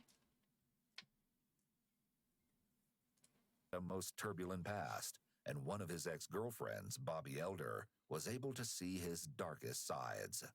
While dating, Bobby recalled that at one time, Carl allegedly pointed a gun and threatened to shoot her, while simultaneously attempting to take his own life with the deadly weapon. The traumatized girl would remember what he said during the terrifying incident for the rest of her life. "The voices won't stop telling me to kill you, Bobby." Soon after that, the pair decided to split up, but that wouldn't stop the scorned ex from enacting the most violent behavior that Bobby had ever witnessed from Carl. In that disturbingly memorable instance, Carl allegedly threatened to shoot Bobby along with everyone in her house and vowed to burn the residence down. Along No, with I'm this, not he allegedly married. stalked Bobby and her new boyfriend, Joseph Whaley, who had previously been married to Carl's sister. The gang member would supposedly insinuate the use of a gun with his hand and give out a warning to his ex-brother-in-law, "You're next." In addition to the threats, Chad and Carl had allegedly committed a callous act. It's said that they shot Bobby's pet cat 15 times and left it for dead. Animal abuse is associated with additional violent crime like domestic violence, assault, and homicide. So it's unsurprising that they could do something so sinister. But as we've already found out, this is only a sliver of what they were truly capable of. But just a few minutes ago you said Chad told them. Chad told him that he didn't want Sydney dead. But okay. For reasons I don't know why. And we're just gonna go in circles, aren't we, Dakota? Well, I'm trying to tell you, but like you're trying to tell me anything you can tell me that's gonna put everything on James, Carl, and Robbie. Robbie wasn't in the picture of any. For the death of your sister. And there's more to it than just those three. This interrogation is mostly a replication of the day before. And because Dakota is unwilling to give any further information, she's arrested and charged with obstruction I'm a of brother of justice. Jenny. Oh, She's this eventually is your released sister's home account? confinement. But in the future, we hear from Sydney's sister yet Hi, again. Ruby. Hi. And this time, Just the mom. nothing Yeah. will be left on the table. Yeah, they had 2 call-offs. Hey, Dakota, come here for a second. Second. Go ahead and turn around, put your right back, okay? You're being under arrest for murder, all right? Supposedly. Wait, somebody who just started? Somebody who just started is now on medical leave. How do you get medical leave right I after you start? I don't. That's a good question. He's on medical leave. Okay. Whatever. So what? He got a job so that he was eligible for health insurance so that he could go I have on no medical idea. leave? I have no idea. Why would you start a new job just to... Who knows? Doesn't make any sense. And finding a girl just looking like you? Well, good luck with that, dude. I'm sure you will find somebody that is perfect for you. Just as I have.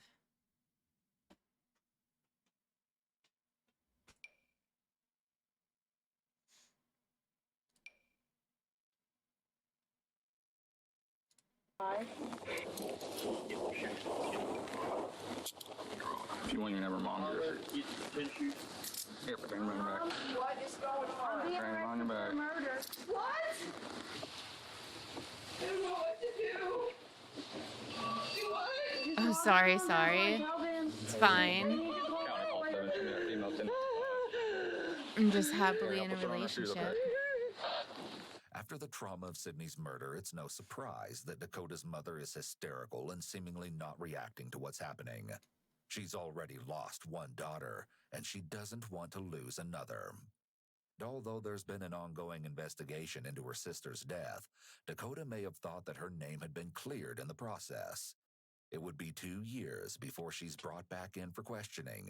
And in that time, the evidence My brother against her said is anything? drastically mounted. Gotcha. It's October 5th, It's 2012. all in the Now the entirety chat of the sick history. and twisted truth will finally be revealed. Let's get over the hump and let's talk about this door. Let's get this door out once and for all. You hear me? Once and for all. What did you do to that door? Tell me. Huh? What did you do? Told me to unlock it, but it's Okay, look at me. Take your hand Sorry away for from all your that. mouth and No look at me. worries. What did he do? He told me to unlock the door, but he never said lock. And you unlocked the door. So you're telling us, what are you telling us as far as what your knowledge is about the door being left unlocked when you were asked to do that and you did it? What did you think was going to take place? They were just gonna scare her. Okay, so that's what you're saying. It's not that you knew for sure they were going to go She's in and, lying. and kill her that night. In a gut-wrenching confession, Dakota has now admitted that she did, in fact, leave the patio door unlocked. And although she provides a justification, it's clear that the detectives aren't buying it. Now, you're at different meetings. They're plotting. You know, you brought out the first time we knew that they were conspiring to kill your mom. My brother likes beautiful girls. What He will was like talked about heart. if your mom woke up? I mean, What were they going to do to I don't your know mom if Twitch if is she like the woke up best when they were doing place this to for you Sydney? to look I need you to for tell me what they said they were going to do to your mom. significant Told me other, that, you know? They were just gonna shoot her. There's a if lot she more woke like up. realistic As the options out layers of this there terrifying story are continually peeled for back, finding people a in your slip of the area tongue on the that you part can of Dakota actually, you reveals know, another have a piece real of relationship information with that or she get has to been know. so desperately trying to hide. Which meeting Or at was least get this? to know on a more personal level. Don't know, I don't remember what days we had what days that they had. Was it before? No. Before or after? Was it before or after She You with said us. you said we had meetings, no, let's not go there, okay? I wasn't. Yeah, but there you said today. we Had meetings, and you've been at these meetings, correct? Dakota knew exactly what was going to take Forgot the place. sofa She knew that existed. her sister was going to be murdered, and she did nothing to stop it. And when it was done, she apparently shared in the appalling triumph. So what's your goals on And this you year? said to celebrate. What was to celebrate about? That it was done. That's what Prince Day was referring to. And I don't know. Carl, Chad, I have some Carl's the financial one that, goals and then celebrating health several goals over the past year put up toast and and a half, well, like 15 months. That it's done. So I the whole time was lost Dakota knew all 147 about pounds. this. Yes. What you're saying. She knew what So guys were toasting. She knew why I've she was definitely smiling made at all the drastic people and everything and strides toasting with towards it. my The group health seemed to be quite happy or with their improving my organized health. murder, to the point that James was supposedly laughing when he viewed And the I would tragic like to news continue segment that. on TV. Although, as we heard in his previous confession, his laughter had been replaced by hysterical cries. What are your These would goals not for be this for year? Sydney, but rather for himself. What do you want to accomplish in James knew that 2024? he'd been caught, and his freedom was about to be stripped away. Nevertheless, it couldn't possibly compare to the way in which he brutally took hers. Following the crime on August 18th, 2010, one of the group had written a note to Sydney's mother, apologizing for their unthinkable actions. Part of it read, "I just wanted to say how sorry I am. I'm not a bad person, and my life is getting taken away because of what happened. It seems like no one will believe me. I hope you do, and forgive me. I'm sorry from the bottom of Your my life heart is not being and wish you the taken best." away. The writer's You reference to their chose to life do being taken this. away is extremely self-centered, Yeah, considering their exactly. punishment is the result of them choosing to My end goal another is on this person's year is to be a life. better person first, Although then they to may buy a in new fact feel PC. guilty, the Those are penman both is good most likely goals. seeking sympathy for themselves rather than truly understanding the ramifications The world could of use their some better actions. people. It has not been reported Some, as to who the letter is from, you know, more nor if Tracy ever responded. considerate, Although less Carl, James, and Robbie had self-centric already been people, arrested for not sure. too long after Sydney's body was found, it would be another 2 years More on the generous, same less day as taking. Dakota that Chad would also be taken in. Chad was brought in for questioning, but quickly requested his attorney, ending the conversation before it could even begin. Although, thankfully, he would not be getting off scot-free. Carl, one of the P-Town Saints' most loyal members, pleaded guilty to first-degree murder and was sentenced to 60 years in prison. But before he could be transferred to a federal prison, he was found deceased in his jail cell, a successful attempt at taking his own life. James was convicted of first-degree murder and sentenced to 60 years in prison, while Robbie was convicted of home invasion and sentenced to 26 years in prison. Chad, the notorious gang leader, was sentenced to 20 years in prison for home invasion, the result of a plea agreement that dropped the charge of first-degree murder. What? And finally, Dakota, who some would say was the actual mastermind behind her sister's murder, pleaded guilty to home invasion as part of a plea agreement. As a result, prosecutors dropped murder, Oh kidnapping, and my burglary God. charges. She was sentenced to 26 years, but could be released from prison as early as 2023. That was last year. I wonder if that actually happened. That's crazy. That the leader of that gang only got 20 years. So what's your hobbies? I like health and fitness related things and art and video games. What are yours?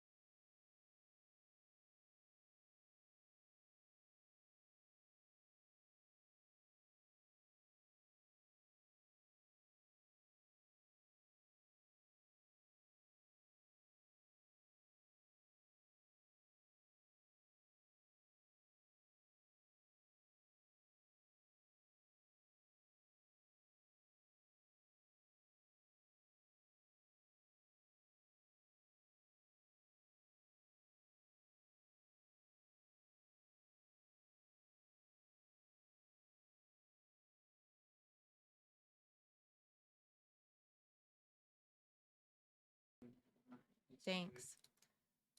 You also watch Discovery videos? Discovery videos.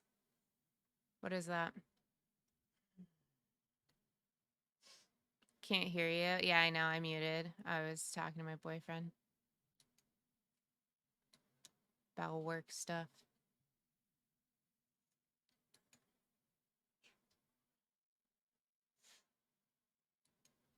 Have 4 hours or almost 4 hours, so only use 4 hours. Why not?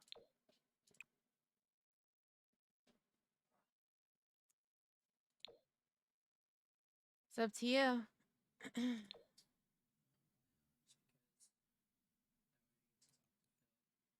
Yeah. And I get to see my application status and maybe sign it. Right. But it has to be right. Yeah. Informations videos. Oh, yeah, I mean I've been watching true crime pretty much.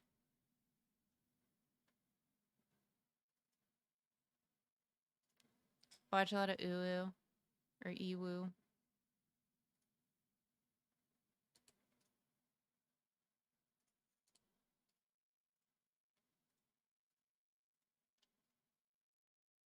Sorry, a student? No, not anymore. I am not in school.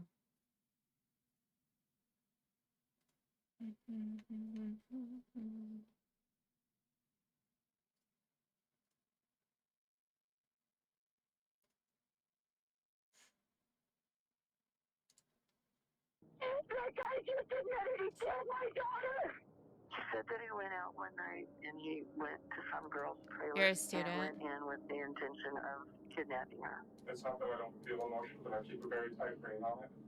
Being in school was very stressful for me. I'm happy to be out of it. Killed my goddamn sister. Oh, right, you study digital art. I forgot. From the moment Lee was born, Max Porter was very protective of his little sister. The two remained as thick as thieves all throughout high school. And when Max went off to college to major in massage therapy, Lee followed him as soon as she could, even going into the same major. Unfortunately, these siblings couldn't be joined at the hip forever. And when Max moved to California after college, Lee began to struggle. She fell behind in school and eventually dropped out. At 19, she began a relationship with a 38-year-old man named Jesse. According to They didn't clock interviews you with at the right Jesse, it time. was while dating him that Lee found herself immersed in a world full of parties, drama, and heroin. Well, This went on for months, Go with on. Lee's friends and family noticing her rapid decline into addiction and depression. In May of 2014, Lee made a concerning post on Facebook. Some nights, I can't sleep. I end up staying up all night thinking of I all the hope you get things that in my job life and I then fucked up. immediately You'd after think after the trying company really goes hard under. to get back up on my feet and actually doing it, That would I'd be be proud of myself, but amazing. nope. Hilarious. I simply can't get out of this state of depression. I would love it if someone would talk to me right now, with an open mind and heart.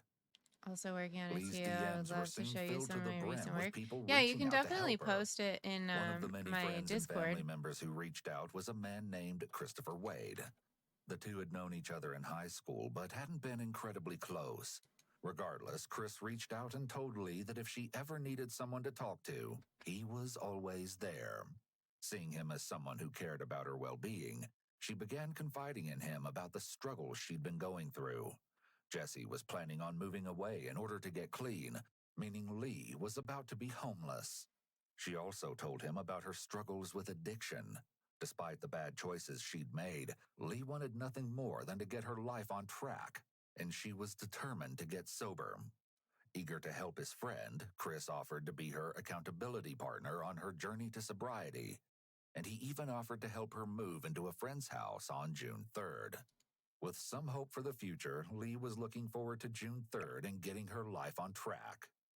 However, the date came and went, and those closest to Lee realized that no one had heard from her in over 24 hours. While it might be normal to go days without hearing from a friend or relative, Lee always kept in contact with people, and she would update her Facebook page multiple times a day. Silence from her could only mean one thing. Something was terribly wrong. The last thing Renee, Lee's mother, had heard from Lee was that she was planning on going to Chris's apartment on the 3rd. Renee called Chris to ask if Lee was with him, and he told her that Lee had left his apartment on the 3rd and had gotten into a mysterious truck. Not thinking much of it at the time, Chris informed Renee that he hadn't heard from Lee since she left his apartment, and he was shocked to learn that no one else had either. With no sign of Lee anywhere, Renee got the police involved, and Facebook groups were quickly organized to help find any information regarding Lee's location. After a week with no sign of her anywhere, the police began interviewing those closest to Lee to see if they could shed some light on what may have happened to her.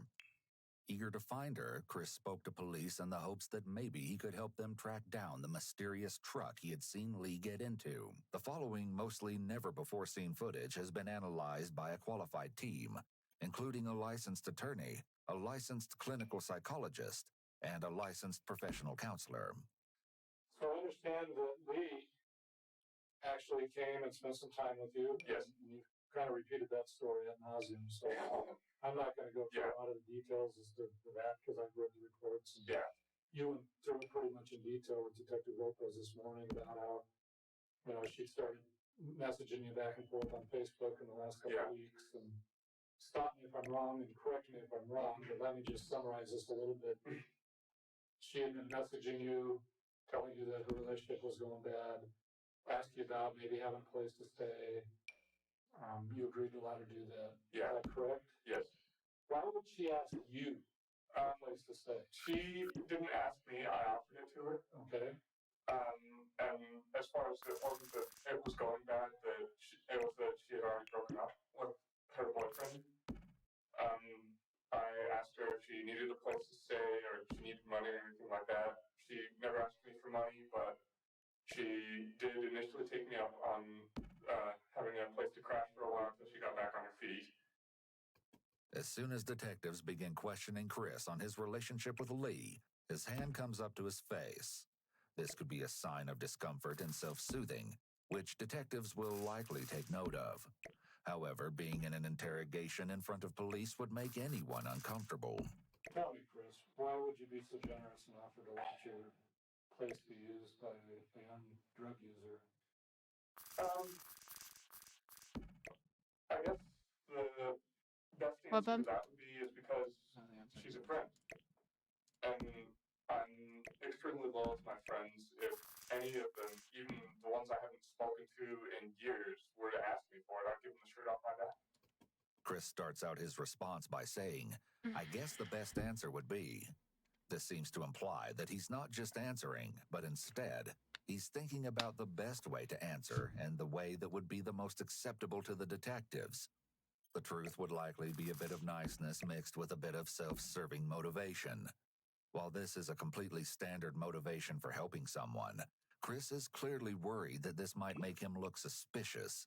His words here are likely a slip-up, as they show he's more interested in giving the best answer rather than the truth. I asked her, where am I meeting you so we can go and get your stuff and get you moved in. I tried asking her several times on that, but she never really replied to that. She would always change the subject. Did she ever get mad at you and act like you were crying? No. Not to my knowledge. So during this most recent time when she was spending time with you, was she ever angry? No, she was very depressed though. Then around 1 o'clock, we went over to the Boston Market off of 92nd and Sheridan. During this time you were with her, did she talk about her drug problem at all? No. I asked her how she was doing, and she said she was doing good, and that she hadn't had any temptations or hadn't been using again. Did she seem like she had been? She was high at that time? Not really. It seemed, now that I think about it, that she was more coming down off of it. Chris states that he believed Lee might have been coming down off of a high. The short-term effects of coming down would be an elevated heart rate, elevated breathing rate, and an increased blood pressure rate, making the individual seem almost panicky. From how we've heard Chris describe Lee that day, She seemed to be calm and quiet to the point of appearing depressed. Based on this description, it seems unlikely that she was actually coming down off a high. When you said that she was depressed, what did you mean by that? She had told me she was depressed. She told you she was? Yes. When she when came out, texted, I am depressed. she texted me on Tuesday morning and said, I'm feeling kind of depressed. What are you Can doing? we hang out? Okay. And so I said, okay. And I was making sure that I was trying to keep her as optimistic as possible. How are you doing that? I treated her out to lunch. I was being as courteous as possible to her, you know, asking her, you hungry? You want something to eat, some snacks, something to drink when we got back? And she seemed to be somewhat receptive to that, but throughout the whole time, the smiles never went to her eyes. Well, normal smiling will cause the eyes to start to crinkle a little bit, to squint. But when she was smiling, it was just with her mouth. There wasn't any eye movement. Building in The So what did Sims. that tell you? That I'm hungry. tells me that she was. Tacos and what? Yeah. What time is it? 4? It's 3:75. That she was kind of she was telling the truth that she was depressed. Okay. You asked the time. But now that I think about it, with Yeah, I didn't her ask coming what down, temperature it was just in her reminded me that oven. She didn't like lying to me. Chris is a student of criminal justice at Everest College, so this observation may be something he picked up in a class on nonverbal communication and behavioral analysis, though it also indicates that he was watching her very closely. So you guys were together then that afternoon after you've eaten at the restaurant. Yeah. You're back at your place playing video games. Yes. How long did that go on for? You think? I think it went on for maybe 2 hours or so. Couple hours. Yeah. Did Trouble? you bring up the depression issue anymore? Probably in the drawer. But I still keep an eye on her. So you characterizing her behavior then that afternoon? as Please check your being Discord. depressed? Yeah, I will after stream. Depressed, but not self-destructive. By stating that Lee seemed depressed, Chris appears to be leaving open the option that Lee might have taken her own life. We were just getting ready to get back into the video game, then she leaned in and kissed me. I was letting her go as far I sent you some of the artwork on there. Then Awesome. when it I got will to the check it bedroom, out. We kind of flip-flopped between who had the wheel, so to speak. I love looking at Before you artwork. actually went into the bedroom, was there some discussion about that?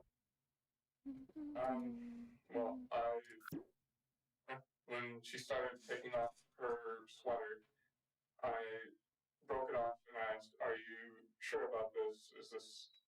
I'm not asking you to do this. I made it very clear that I was not wanting to impose that on her or any sort of implication towards that." Did you end up using a condom? No, I did not.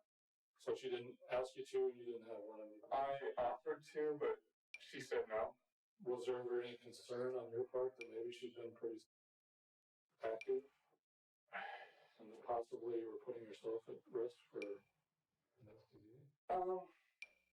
And that's always a possibility with anyone you meet, but that didn't really occur to me till after. Really? I mean, a non-drug user who's doing dope and no place to live and... Well, it seemed to me from my discussions, and I know I'm saying that a lot, but it looked to me from the way she was wording things and the way she was talking that she hadn't really gone that far to get drugs. And I got sort of a confirmation from this from her boyfriend, who admitted to using with her for a while, but then started cleaning himself up, that she didn't really like the idea of paying for something. Although the detectives don't know it yet, This statement from Chris would later play a vital part in their investigation.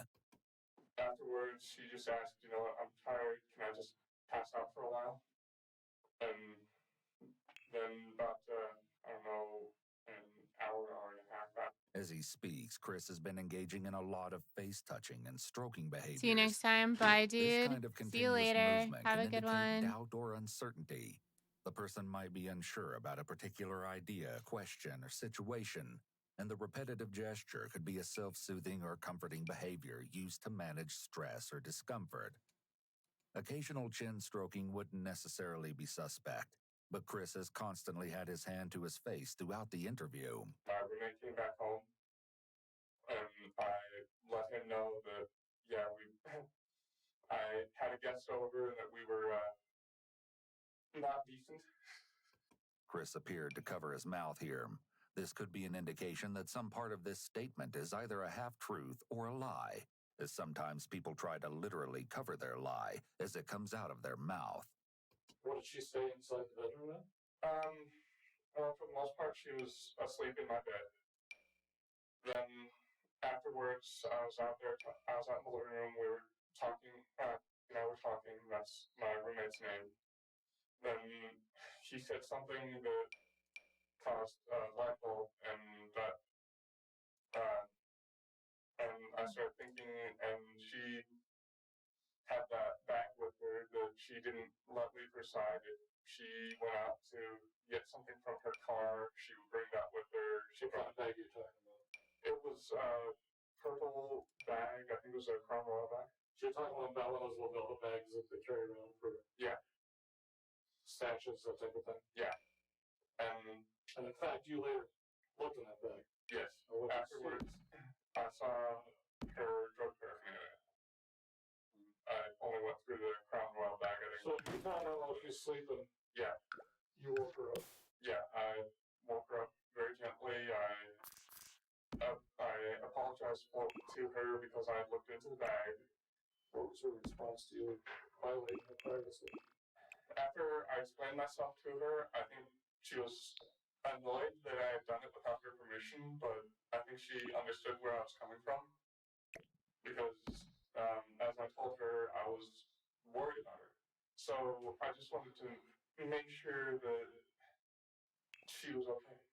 Notice the change in pitch and rushed way he says okay.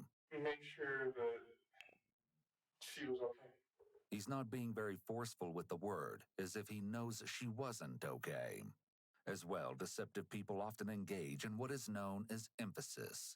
Emphasis could include many behaviors, with one such behavior being repetition, where the deceptive individual repeats a key point or phrase that supports what they want to instill in the listener's mind. In this case, Chris is repeatedly mentioning how he's a nice guy and was very gentle to Lee, even when he was waking her up and confronting her about her potential drug use. I woke her up very gently.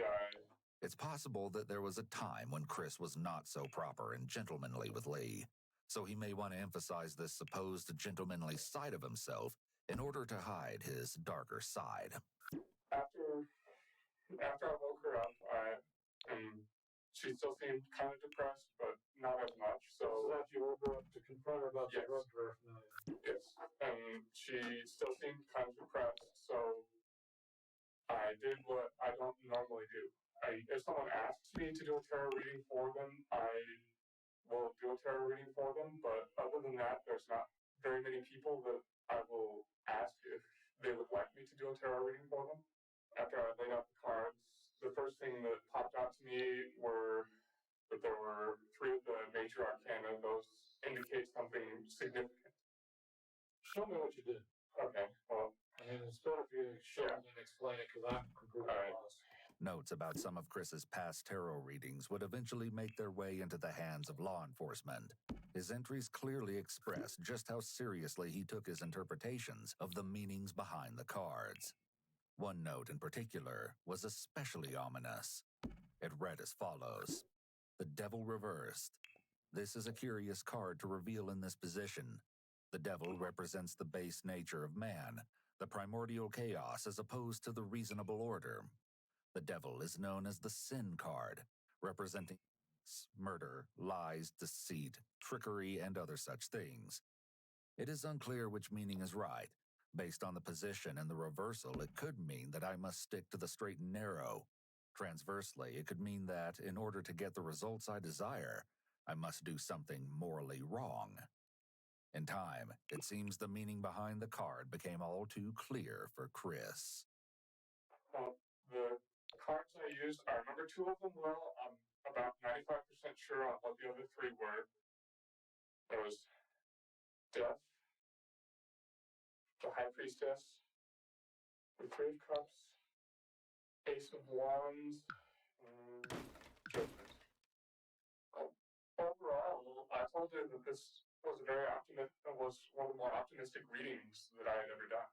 A lot of these cards, literally almost all of these cards, Death accepted, are very positive cards. They don't have any sort of, not necessarily negative meaning, but the negative meanings that they do have are not as significant as she would come to physical harm or anything like that. So you told her it was an optimistic reading? Yeah, so I told her that based off of, what the cards were saying, as well as what she had told me, that this, though it may not seem like it at a good time, is actually going to be very good for her. Following this statement, Chris can be seen rubbing his face, which is another sign of his possible anxiety and lack of confidence. Detectives then pivot and begin asking Chris for more information regarding the mysterious truck that supposedly picked Lee up that day. So how would somebody who contacted her and left either a message or her phone notified her or gave her a notification, how would they even know where she was at? Honestly, I thought that was her ride. I didn't know if she had a car or not, because she said she needed my car to help with the storage for moving. So I thought that meant she didn't have a car and that she had gotten a ride up here from someone else. It wasn't until Friday afternoon that when her brother Max called me that I even realized she even had a car. This is actually a lie. Lee's car was found abandoned at Chris's apartment complex. Not only does this show that Chris is being dishonest, but it also calls into question why Lee would get into a mysterious truck if her vehicle was with her. Had she been planning on coming back? Well, earlier you said that when she would keep that bag with her at all times when she went out to her car.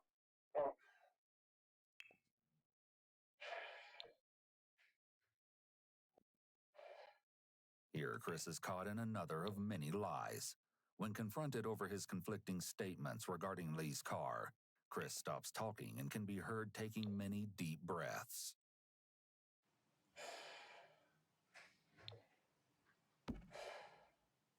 When individuals are anxious, the body needs more oxygen, so people will use various methods to get that oxygen, such as breathing deep or sniffing. Have you ever traveled with her anywhere after that? No. Once she got in that truck and left your parking lot, you have not seen her since. I have seen her. Where did you go with her? The only place I went with her, besides within my apartment, was to Boston Market, and I showed the officers when they arrived the receipt for the Boston Market. You didn't go anywhere else with her? Nowhere else. Have you traveled yourself towards the DIA, out towards the airport at all in the last couple of days? No. Since she has left, you've not gone out that direction? No, not at all. There's schools up around Grant, 92nd Grant. Yes. Have you gone east of there? No, not really. I don't really get out all that much. For the most part, I might go out maybe once in a blue moon and have a drink at the bar. But other than that, I stay at home, watch movies or work on my book or what have you. So we would be to get a printout from your phone's provider. Who's your phone provider? TracFone. I know it's TracFone. Is that the actual company that provides the service? Yes. And TracFone was able to give us the coordinates for every time your phone pinged. somewhere. Yeah. Which they can do, I don't know if you know what Yeah. that means, but when your phone is activated either by receiving a call, sending a text, whatever, receiving a text, it bounces off of a cell tower. Yeah. I understand So that. if we traced your phone, what would it tell us? Notice how this is the moment that Chris decides to tidy up the cards, which is likely a grooming behavior. This suggests that Chris is feeling anxious about the information his phone may reveal about his location. Individuals may engage in grooming behaviors in order to expel nervous energy. This may take the form of grooming themselves, such as adjusting the collar of their shirt or smoothing out imaginary wrinkles from their clothes. It may also involve grooming their immediate surroundings, such as wiping dust off the table, moving a water glass, or in Chris's case, stacking up his tarot cards. When Chris is asked about what his phone data will show, you can see him covering his mouth, which can be a sign of deception, as individuals may do this as a way of literally covering a lie. Now that detectives know the supposed story of what happened to Lee on June 3rd, it's time for them to ask Chris some hard-hitting questions. Unbeknownst to him, they've been doing their research on him over the past week, and they've discovered some very disturbing information straight from Vicky Wade, Chris's own mother. Can you fill me up in a little bit of Christopher's history growing up? Yeah, he went into the Army. How did he do it? He did some deployment time? He did some deployment time. He started having nightmares in deployment, and they sent him back. Okay. Did he get discharged? Yes. And what was that? Was that a medical discharge or? It was a medical, yeah. For psychiatric reasons? Yes. And he said he didn't get a lot of sleep. They didn't have the barracks set up to where the night crew could sleep. I don't know if that contributed to the hallucinations. I'm not sure exactly what he was hallucinating. What would make you think he had hallucinations? That's what he told me. He did? Yeah. That's what Chris told me. When was that? When he was in the Army after he got back. What kind of hallucinations? It's possible that the stress from the deployment triggered Chris to experience psychosis. It's also a possibility that he faked symptoms to get out of the military. But typically, military doctors are able to assess for malingering, which is when someone exaggerates or fakes illness. Growing up, his dad was into... And Chris found it online at a very young age. Chris was pretty messed up with it in high school. Okay. He stashed pictures of every sort. What was he looking at? Well, I call it pretty hardcore. It was... Are you talking about like bondage stuff, or is it just strictly... No, not really bondage, just ugly stuff. I heard things from... the principal called me one day and said he had touched a girl inappropriate at school. How old was he then? That was the sophomore, junior year. When's the last time you talked to him, you said?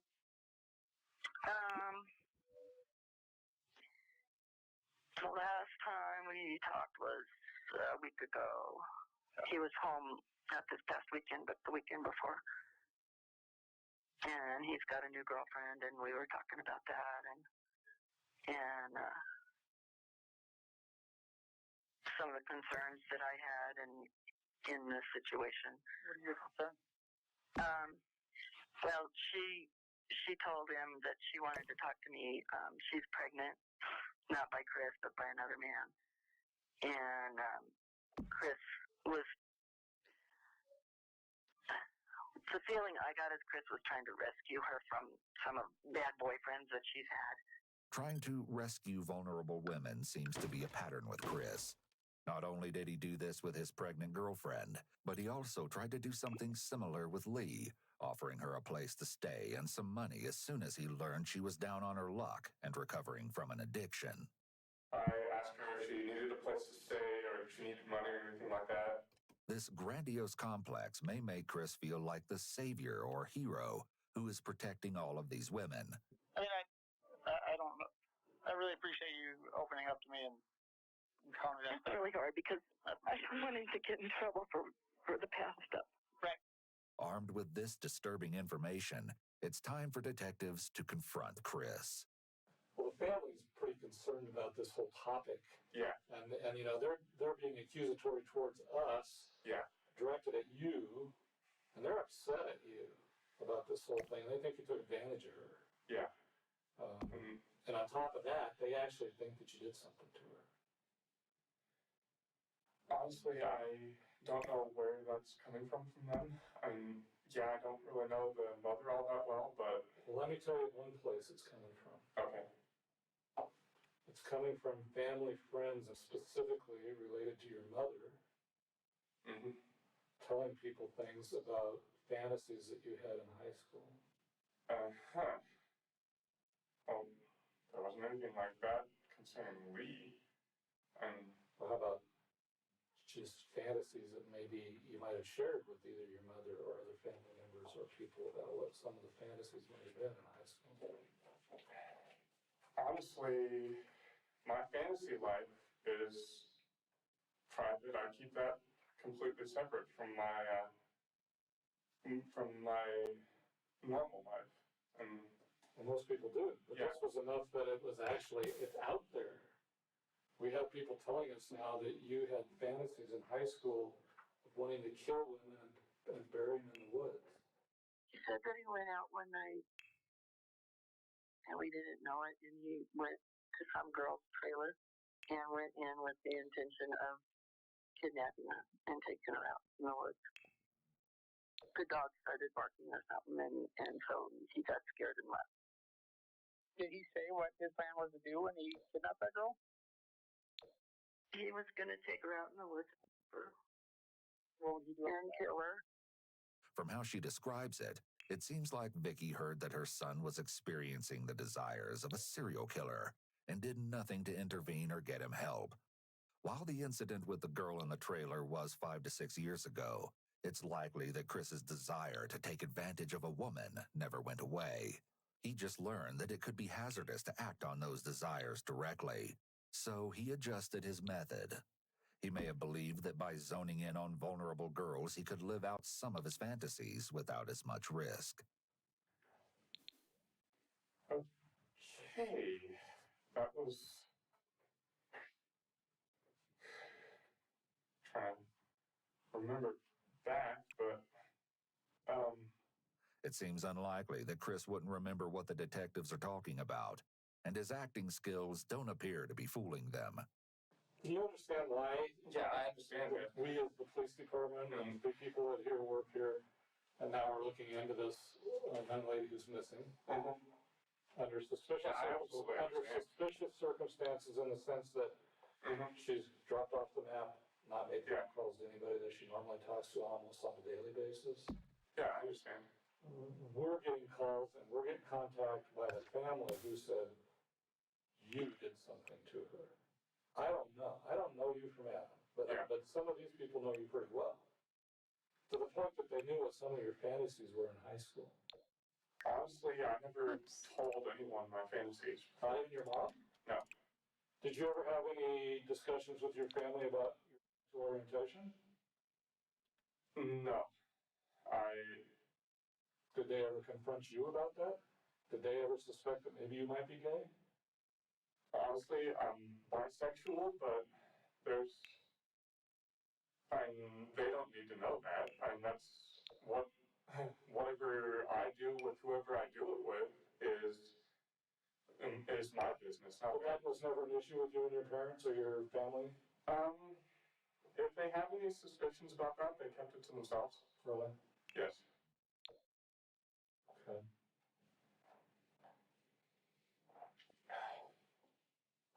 Chris takes 2 pretty large drinks of water during this line of questioning.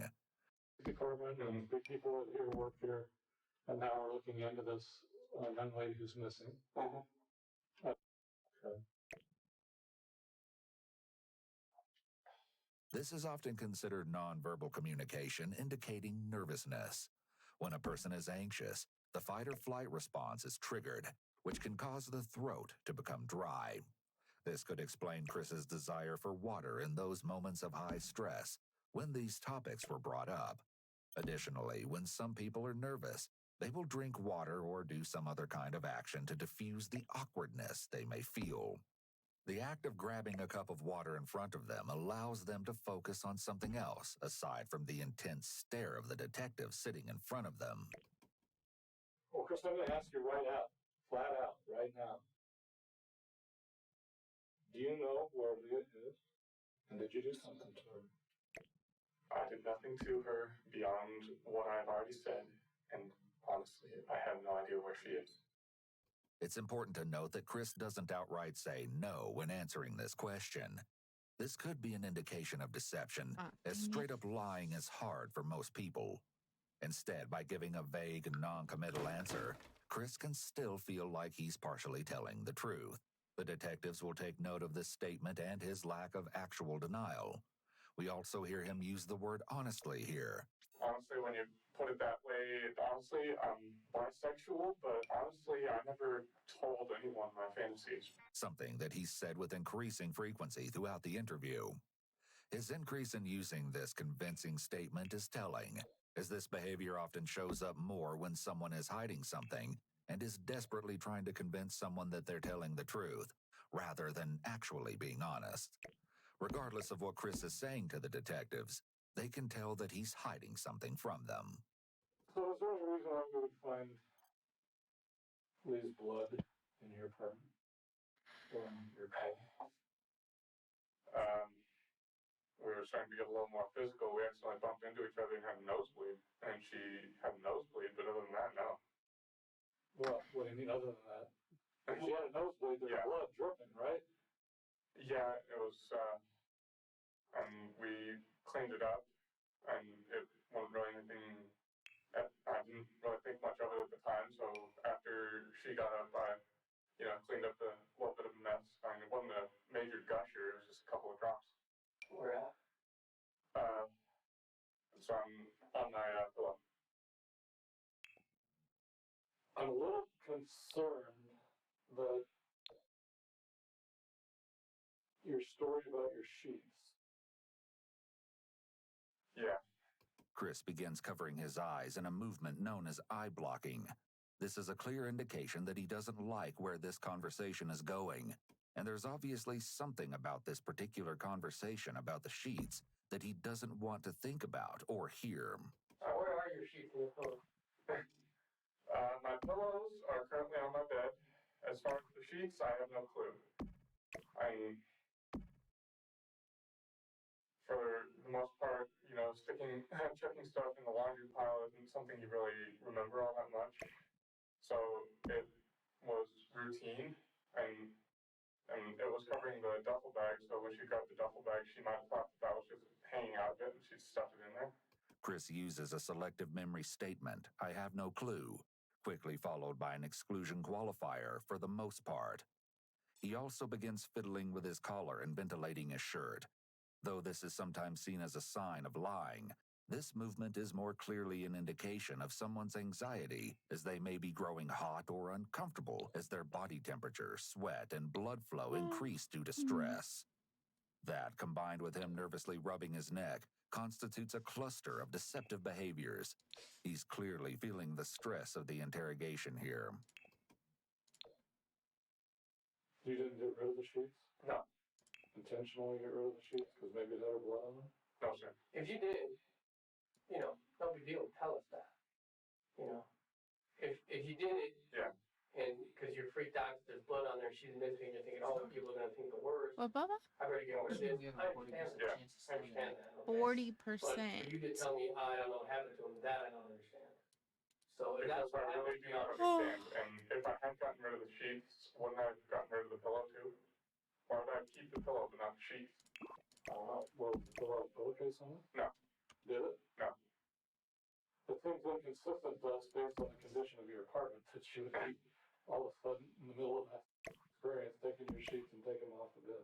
It was afterwards, as I told them before. Yeah. It was Even afterwards. Yeah, I mean, she went up and used the it restroom. seems kind of bizarre that all of a sudden I got to take the sheets off of my bed. you understand? I mean, Yeah, let's face it, your apartment's not exactly the tidiest. I'd be the first to admit that. So why all of a sudden after you're done having, you've been sleeping on this bed for hours, would you decide, oh, now is the time that I need to pull these sheets?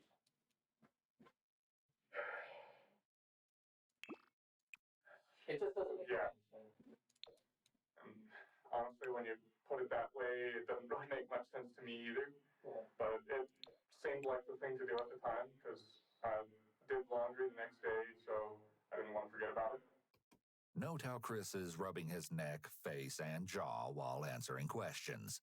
These self-soothing behaviors are all signs of anxiety. As the detective's questions begin ramping up, so do Chris's signs of anxiety. The only thing we ask is for them to tell us the truth, no matter what the truth is. Okay? The worst thing you could do is lie to us. Absolutely the worst thing you could do is lie to us. Okay? I understand. So, think about it again. What's the deal with the sheets? What, Bubba? You're gonna take a nap?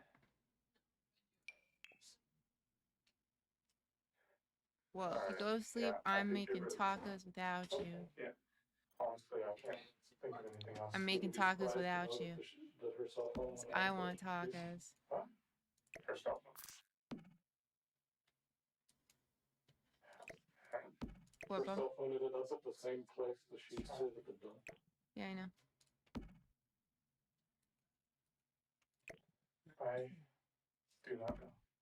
Honestly, I saw her leave with her cell phone. How do you know she left with the cell phone? She picked it up. It was sitting by the purse. It was sitting by her purse? Yes. Okay.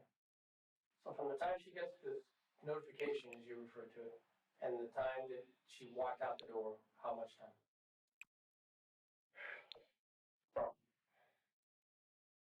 maybe 1-2 minutes tops. So quick. And now's the time, Chris, that you really need to be honest with us, because scientifically and through the pinging of the phone, we can tell where it was taken to. Okay. So was there a phone with the sheets? And what else? This is not the time to try to cover your tracks. This is the time for you to be honest with us. Yeah, I'm just trying to Figure out the find next the- lie. and find the words to say Nothing. because I'm to try and find the right words because I know that I have been untruthful, but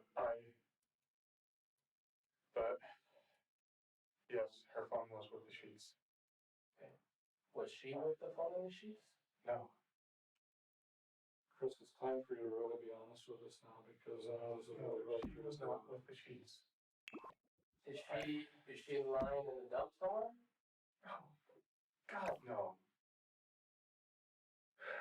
You understand what we're asking this, right? Yeah, I understand it, but still, that's... So where is she? Honestly, I do not know. She left and got into the truck. Nobody knew where she was at, Chris. I know that.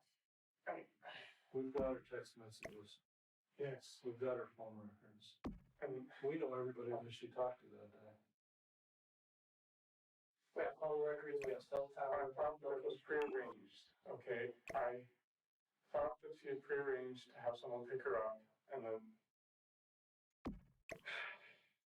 Chris, this is a place where you need to tell us what happened to Lee. This is your one and probably last opportunity to do this voluntarily. A few minutes earlier, Chris appeared to almost be in the confession body posture, where he was bent forward.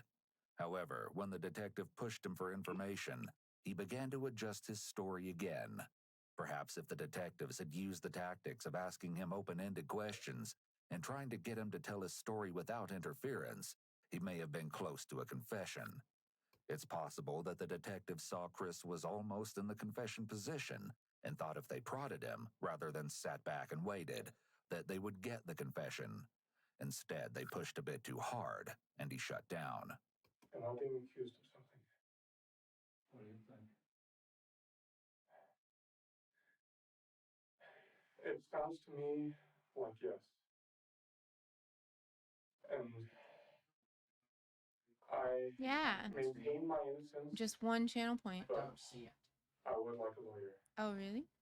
Well, by doing that, what you've now done is that you've caused us to have to stop our interview with you. Yes. Let me, And I will maybe give you a business card, and I'm gonna tell you. Not to get out of town? No, I'm gonna tell you. You are initiating a conversation. yeah, maybe I deactivated it while I was setting it up. I understand. With that, Chris is given a business card and is allowed to leave the station. Over the course of the next 6 days, the detectives continue their investigation into Chris, collecting as much evidence as possible in order to secure an arrest warrant. However, before a warrant could be secured, the police received a shocking 911 call.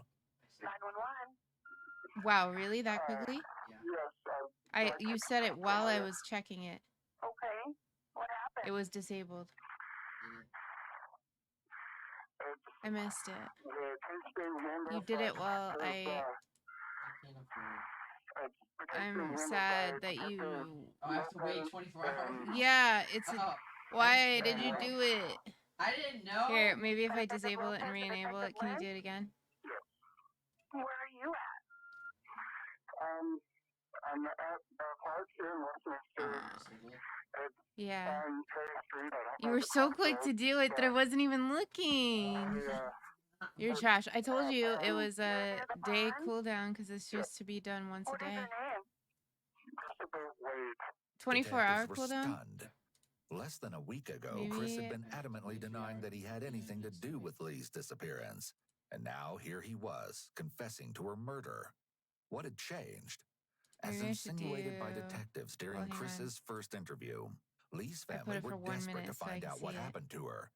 Max, Can you do it Lee's again? older brother, knew that Chris was somehow involved in Yes. his sister's disappearance, and he was tired of waiting for the police to make their arrest. Yay! So he took matters into his own hands. In Now, an interview conducted on the I same don't day know as if I want Chris's to have it 911 be call, 24 Max hours. I was just described thinking how per he and stream, Jesse, once per Lee's stream. ex-boyfriend, worked together to discover the truth. The last couple days, me and Jesse have been playing buddy buddy with him over text, trying to make him think that Per stream. That's what I want. I fixed it. we got him to meet up with us to do a tarot card reading for my sister. Oh, Despite wait. the Limit. emotional stress he was Oh, under okay. while Limit being near redemption Chris, per Max had the user per smart idea stream. to record every That's single what I thing want. Chris said to him. The confession tapes begin with Chris doing a tarot reading for Lee, claiming that it will give them an idea of her current situation. This isn't the best reading, the best omen for a reading I've done, but it is fairly positive. I don't see any Okay, I fixed it. So it's indication per of stream. It's not anything per who would day. anything or anyone who would want to harm her. Because that would be annoying. Because it would be like, physically what impede if you her in did any it right at way. the end of stream? You'd have to wait But until the I end do of stream see that the when next she's day. coming out of this, she'll be the better for it. I don't know about different, but I think that she will be a changed woman when she comes out of it. I don't. Is the only card that has any bad. I guess you could say bad omen would be the Two of Swords. The Five of Wands is a neutral omen, but it indicates paranoia, so she might be feeling really scared right now. But the Three of Pentacles and the Lovers are both very positive, as is the Six of Pentacles. So I would say there's every chance when she's found, it'll be safe and sound. It's possible that one of the reasons Chris enjoys doing these tarot readings is because he's able to get people to listen to him and pay attention to him. Yeah, Something 'cause he he's a never got in high narcissist. school and likely hasn't gotten much of as a young adult. It could also give him a sense of power over others, as some Uh-oh, people someone's make being decisions about their towed. life utilizing these readings. And it's another way to make them do what he wants. Not us, right? Chris, Mm-hmm. I have one more favor to ask of you. Okay. Not as a suspect and family sitting here, but as friends and acquaintances and a group of people that used to know each other and all are worried about this girl that's missing. Yeah. Instead of me and Max, maybe badgering you with questions, would you just tell all of us as friends, like once and for good, like just what happened that day while she was there, when she got to your house, and just what took place? Okay. For our peace of mind. All right. I'm confused why you told me you can't talk about all this. And you're talking about all this. I mean, it's good that you are. It's good that you are. But they would tell me not to talk to you. They wouldn't tell you not to talk to me. Yeah. You know. It's hard to explain the things that go on in my head sometimes to someone else, but Chris, your stories, they didn't add up at all. Not one. You told different things to other people. If you had something not to hide, you would have told the truth the whole time. Why did you keep things back the first time you told this story? I will be going forward with the police about this. I haven't yet because I'm trying to find the right way to do it, so... This is the right way, right? Yeah. This is it. Right. This is it. I know. But what I say right now, it's going to be very hard, but until I come forward with them to it, it'll be within the week, I swear to you. But I'm gonna have to ask you to keep it to yourselves until then. You tell me right now what happened to my sister. You know what happened to my sister. Yes. You know if she's alive or if she's dead. You know. I do. Unlike in my original story, afterwards, she wasn't tired and didn't ask to pass out. She tried to use that to manipulate. She wasn't yelling, but she was very venomous. And she grabbed the knife that I keep by my bed. And when we go back, I can show it to you. What happened with the knife? She grabbed it and pulled it out and tried to attack me, saying that she would stop attacking me if I agreed to buy drugs for her. I don't know, but there was desperation in her eyes. She wouldn't do that, dude. She wouldn't do that, Chris. Stop lying. She wouldn't do I'm that. not lying. She wouldn't do that. Keep going. Keep going. I'm sorry. Yeah. I'm sorry. I'm just over. I am not lying. Okay. She thrust at me twice. I dodged the first one, then I grabbed her hand on the second. And when she thrust again, I turned, grabbed her, and stepped forward and twisted her around so that her body was in between me and the knife. And then I placed my hand at her throat. I didn't start squeezing until after she kept going. I said, we can end this right now. There will be I won't say anything to anyone. Just please drop the knife, and I'll let you go. You can get dressed. You can leave and go wherever. And she said that she would stop when either she was dead or if I agreed to buy her drugs. I told her I did not want that. I told her straight up to please stop and get dressed and go. But she used both of her arms to push against me with the knife, trying to cut my arm to get me to let go so she could keep attacking. So I started squeezing on her throat. There's no way Chris could have positively known Lee's intent in that moment. It's also worth noting that Lee was only 90 pounds, making it hard to believe that Chris was struggling to overpower her and get the knife. This is what makes his story sound just like that, a story. He's decided that the only way out of this is to claim that anything that happened to Lee was in self-defense. Honestly, I thought that her muscles would relax when she went unconscious, and that I could gradually move the knife away and let her go and let her regain consciousness, but that didn't happen. I've been running through my head trying to figure out why. She kept on fighting and fighting. I kept on telling her to drop the knife and I would stop. Drop the knife and I'll stop. You can, and I will leave the room. I'll be waiting out in the patio. You can get dressed. You can go. I'll stop talking to you completely. But she kept shaking her head no. Adrenaline was rushing through. I didn't see her stop shaking her head, but she was still pushing against my hand. So, but then it was like a rubber band snapped, and it just went completely lax, and it took me completely by surprise, and I ended up cutting her. It wasn't very deep. It was about an inch and a half cut along her sternum. That took me completely by surprise, and I dropped her. She landed on the floor. I turned her over to check and make sure she was still alive. I didn't check on her throat because I had just been grabbing there, so I didn't think I could get a clear reading off of that. So I checked her wrists, and when I didn't find anything there, I checked under her arms and then the inside of her legs as well. And I keep going back and thinking I could have handled that better, but I just panicked.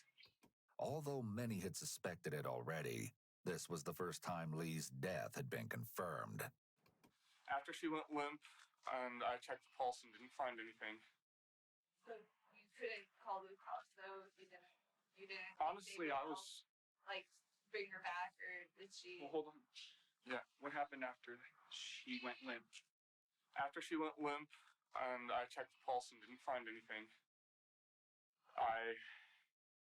I'll admit it, I flat out panicked. After I was coherent enough to start functioning again, I'll admit it, I wasn't rational, and I did things that I should not have. I should not have done it, but I covered everything up. Just like we saw with his initial interview, Chris is back to using convincing statements. We can hear him using statements like honestly and God's honest truth in order to try and manipulate everyone into believing him.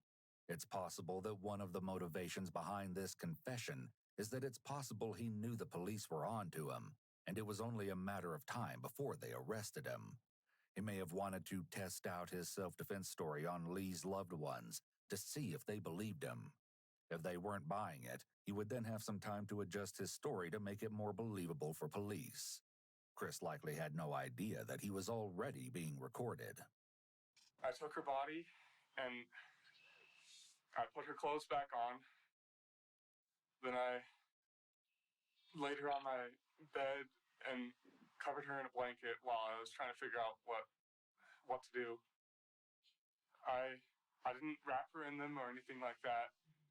I put a bag over her head just because even though I kept whispering to her, I'm sorry it came to this, Lee. I'm sorry. I'm sorry. I was sobbing it to her while I was doing this. I felt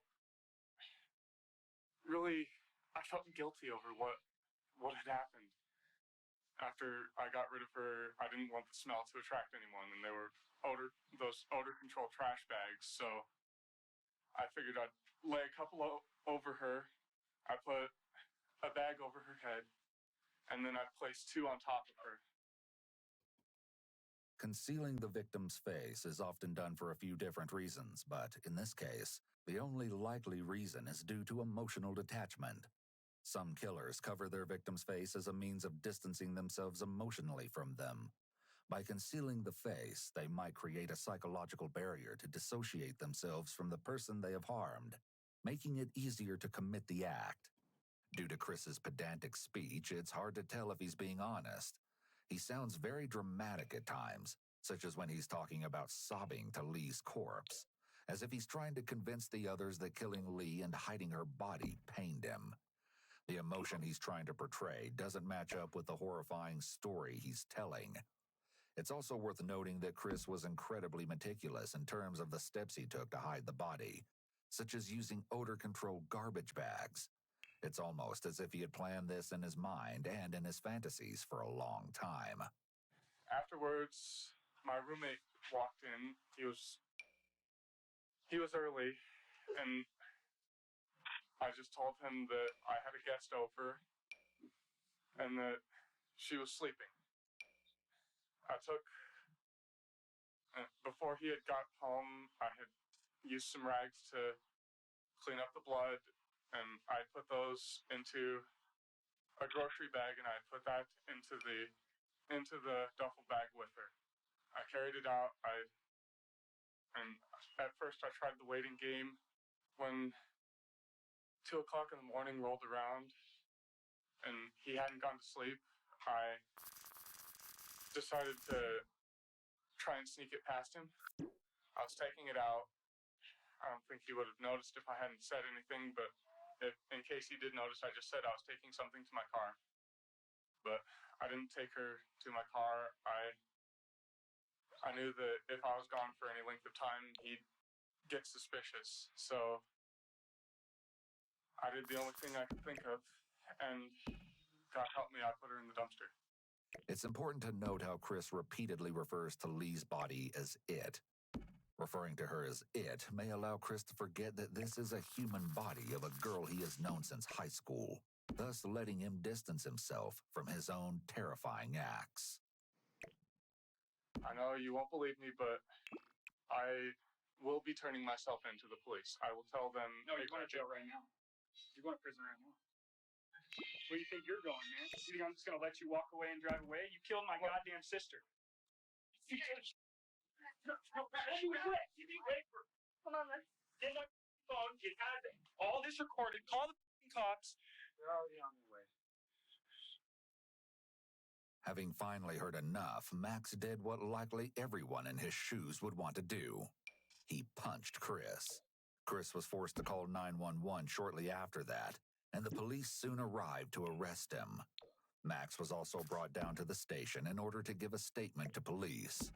He says that she tried to attack him for drug money when I was going to give her money, and she knew it. So why would she go that far? She would just be like, my brother's going to give me money. Oh, and leave. Max certainly brings up a good point. It makes no sense for a 90-pound woman to start a fight with a man who is nearly 6'3" when she knew she would be able to buy substances as soon as she met up with her brother. The first time I talked to him, he told me the basic things. She came over, they talked, she fell asleep, he looked through her purse, found paraphernalia, not heroin itself. That's a lie. There was no actual heroin in her purse, at least I don't think so, and I really doubt it, because if she had it, she would be trying to kill him for drug money, which that's another inconsistency in his life. She had heroin on her. Again, Max's logic checks out, and it makes sense that he immediately suspected Chris was somehow involved. Aside from pointing out the issues with Chris's story, Max also points out inconsistencies with Chris's character. During his initial interview, Chris made sure to emphasize how much he loved his friends and how he would be willing to sacrifice anything for them. However, Max's interactions with Chris show a different side of him. The one thing that specifically pissed me off is because he messaged me and he was upset that the media went to his house. He was upset at me and my mom because we told the media the apartment number, which I don't remember us even saying that. So I told him, I was like, I'm really, really sorry. My mom must have said something. She's just worried sick about her daughter. You know, come on, man. And he's just and he says, well, tell your mom thank you for all the migraines she's given me. And I hope she gets a migraine herself for all the pain she has caused me. Despite Chris claiming that he would do anything for those he cares about, he reveals his profound selfishness when he wishes a migraine on Lee's mother. People with antisocial personality disorder seem to completely delete from their awareness how they contributed to or caused a problem. They only see how other people's actions affect them. Chris's insistence that he is a gentleman despite clearly not acting like one could also be an indicator that he has significant grandiosity and narcissism, something that is very typical of people with antisocial personality disorder. It's possible that Chris believed himself to be superior to other guys, i.e. the bad ones who mistreated girls like Lee and his own pregnant girlfriend. This is, of course, a paradox because Chris had long developed desires to kidnap, assault, and murder. I used to go to high school with him. In Cotopaxi. You know where Cotopaxi is? So how long have you This known is in Canyon City in the mountains. We all knew each other. I've heard of that, yeah. This is how she knew him. I mean, Were you, how old are you? I'm 21. And he was, I don't know, like 22. so he's a little, he was like, He was one grade up above. this is like a small, where it's like K through 12, Exactly, basically, though. yeah. So how many years did you know him total? He was only an acquaintance to me. I never really hung out with him. But it was ever. a small enough school, though, where you did. Yeah, it's just like, not once did I ever like give it or anything like that. I wasn't that kind of kid in high school. It's just like, I talked to him sometimes, but I never like was like really buddy with him, you know, like he's an acquaintance, he's someone I knew at school, you know. I didn't really, he was creepy to me. In high school? He just looked like he was creepy. And I, you know, that was it for me right there. I talked to his mom like 2 days ago because I heard that he had thoughts of killing a certain girl while he was in high school. And I wanted to confirm it. All these plans to assault girls demonstrates that Chris was a ticking time bomb. Sadly, his verbalized desires were not taken seriously. Typically, when a person has such morbid thoughts, it's likely not long until they act on them. Oftentimes, they just need to be presented with an opportunity, a situation where they feel they can get away with it. You described Chris as being creepy in high school and weird. Can you describe, you know, the creepiness, you know, what, you know, things that he did that would cause people to characterize him as being creepy and weird? You know, I seen him in high school and like, you know, he looked frustrated with himself all the time. And he also, you know, just the way, you know, you could just see somebody and just like know that, you know, they were just weird, you know. And it's not even like with drugs or anything, like he's just really weird. I know that he thought he had a mental disability. I don't know what exactly it was, but you can kind of tell when you see him, and his mom even said that he did. He actually would think, and his mom told me this, and it totally brought back my memory of like when I did go to high school and what I did hear about him.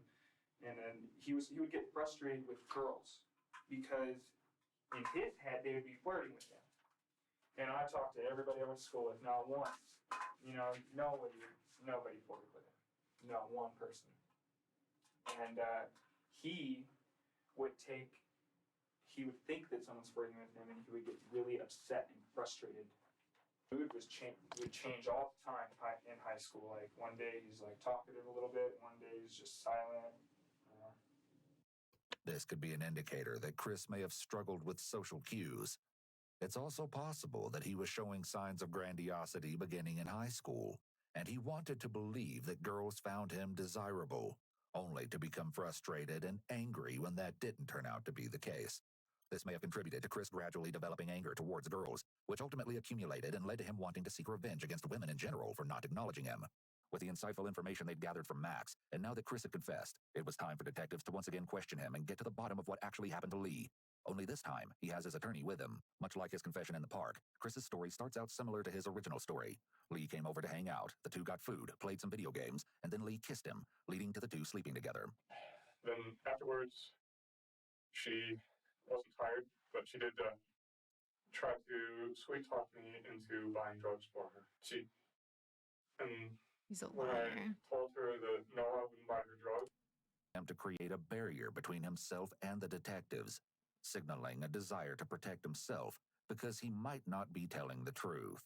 I guess I wasn't paying attention after a while because the adrenaline was getting to me or something. I didn't notice her stop shaking her head, but I did notice that she was still struggling against my hand. But then after that, I let go and I brought her to the floor. I laid her back down to the floor, and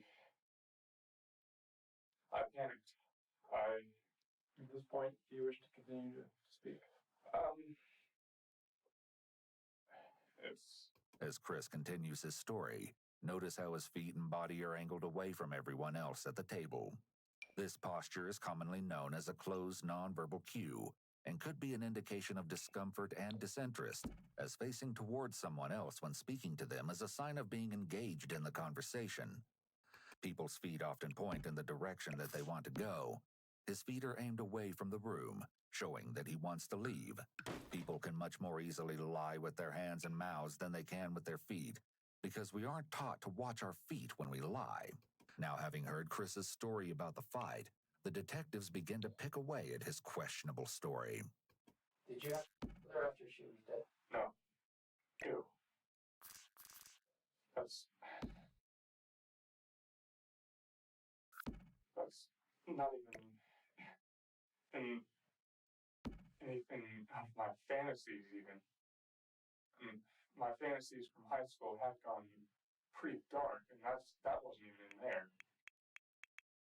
So you say that's not part of your fantasies. What are your fantasies?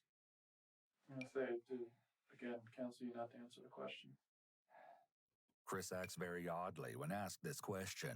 Where most people would vehemently deny such a disgusting accusation, Chris gives an emotionless, no, ew.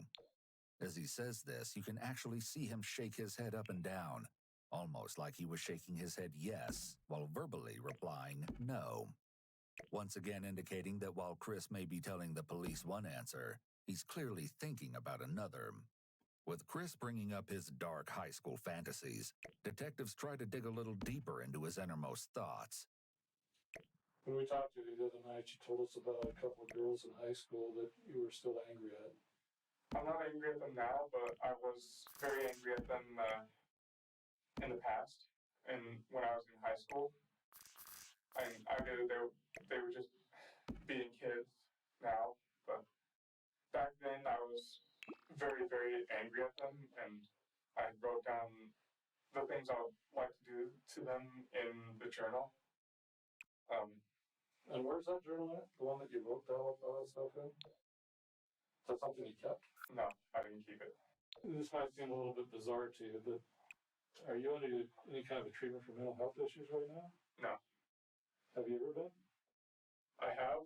It was because I was having nightmares in the Army.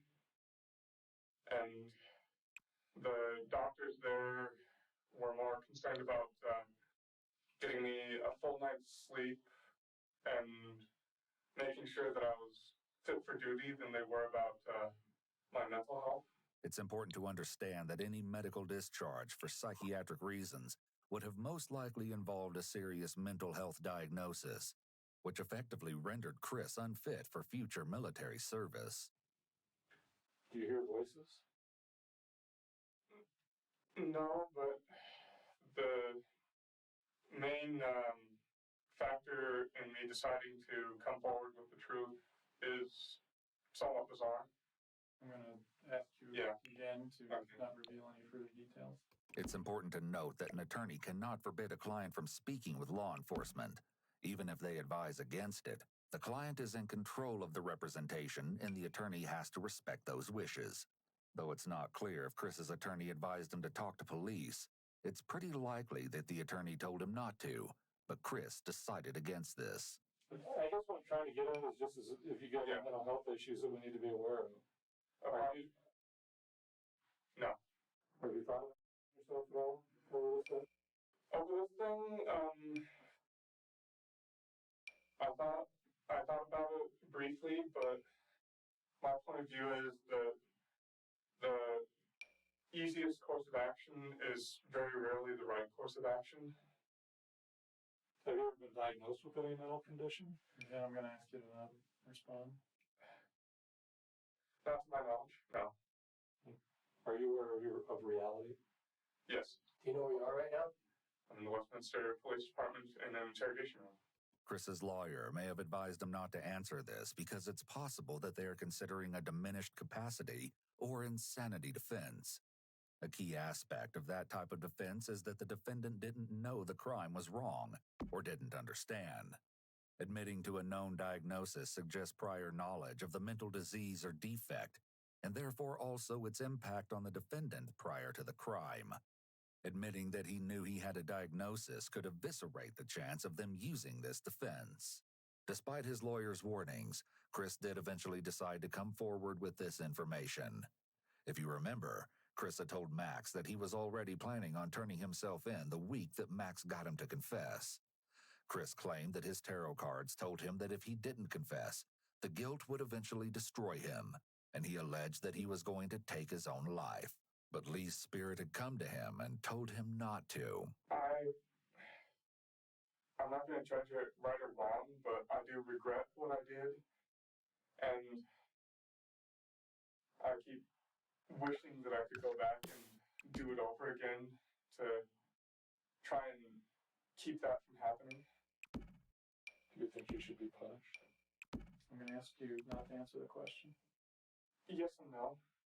Yes, because in my panic, I Lawyers, lied and bro. I So frustrating. destroyed evidence, but no, not for her murder. And I'll accept punishment for her death, but not for her murder. This is a very classic response by individuals with antisocial personality disorder. They often manage to twist stories around to place the victim at fault. As detectives prepare to wrap up Chris's confession, he tells them there's something important he needs to share with them. When I came in here just a second ago, you said that there were some things you wanted to add to this. Before I forget that, and before we not give you that opportunity, I just want to give you the opportunity to add whatever you want to. It's just that overall, I lived my life as not really emotionless as possible, but not very touchy-feely either. It's not that I don't feel emotion, but I keep a very tight rein on it. And at my grandmother's funeral, I probably cried maybe 4 or 5 tears total. And even with all the touchy-feely speeches and stuff at my brother's wedding, I didn't even shed a tear. So, just to notify you of that I have emotion, but I keep a tight chain on it. Because about the only emotion that I find any sort of value in is loyalty to friends, to family, stuff like that. Even after confessing to murdering someone and covering it up, Chris is still doing his nice guy routine, claiming that above all, he values loyalty. With this final statement from Chris, his interrogation was concluded, and he was arrested and charged with Lee's murder. One of his criminology professors would soon come forward and state that he believed the criminal justice classes he took helped Chris learn how to manipulate a crime scene. In fact, as police continued to gather evidence, they spotted Chris on security footage at a 7-Eleven near his apartment, where he bought bleach and rubber gloves on June 4th, the day after Lee was killed, which he then used to clean up after her death. Though Chris later denied that he went into criminology to learn how to commit murder, he admitted that his classes helped him to predict the line of questioning in the interrogation room. And yet, it didn't help him. After his arrest, Chris made a few video calls to his friends and family, and they were interesting, to say the least. While talking to his mother, he alluded to the fact that he never expected to be in jail, perhaps because he didn't think he would be caught. And they're getting ready to discharge me from medical into general population. They're just sitting there saying, okay, we're going to send you to medium, you should be safe there. All you have to do is just tell them, if they ask you what you're in for, just tell them, domestic violence or something like that. And I just sat there and you do know my case is all over the news right now, right? Then he's like, okay, hold on a minute, let's see what we can do about that. Then next thing you know, they came in and checked me some fatigues for the minimum security. Oh. Did they think there would be some violence in the other one? They didn't say, but I would assume yes. How do you feel about that? It would be nice if people didn't jump to conclusions, but it's understandable. Because it's hard to follow what the lawyers were saying and not talk about everything, because like everybody in here is talking about what they've done, and I think it just feels impolite not to talk about it, but I just tell them it's still a kind of a sore subject. You said that would be sometime in September when the DA presents. Okay. Well, it'll be interesting. Yeah.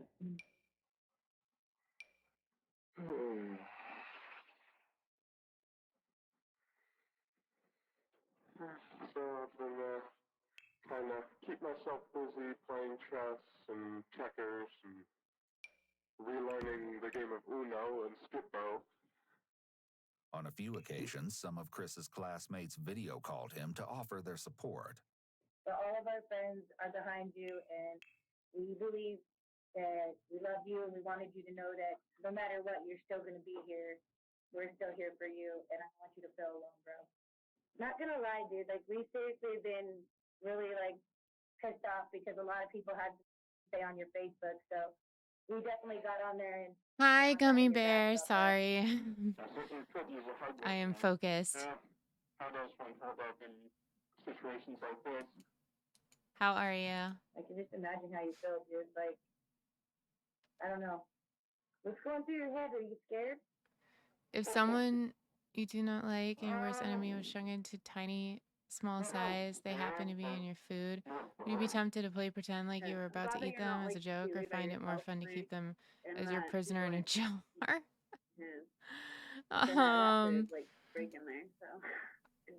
I don't know. I don't think I would keep them in a jar. That's for sure. I think about you a lot, like, more than you know, probably more than I should. That's a funny prompt, though. I didn't realize how much you meant to me until you weren't I there anymore. definitely It's would like not eat them. I don't know. I feel like it's a lot of people.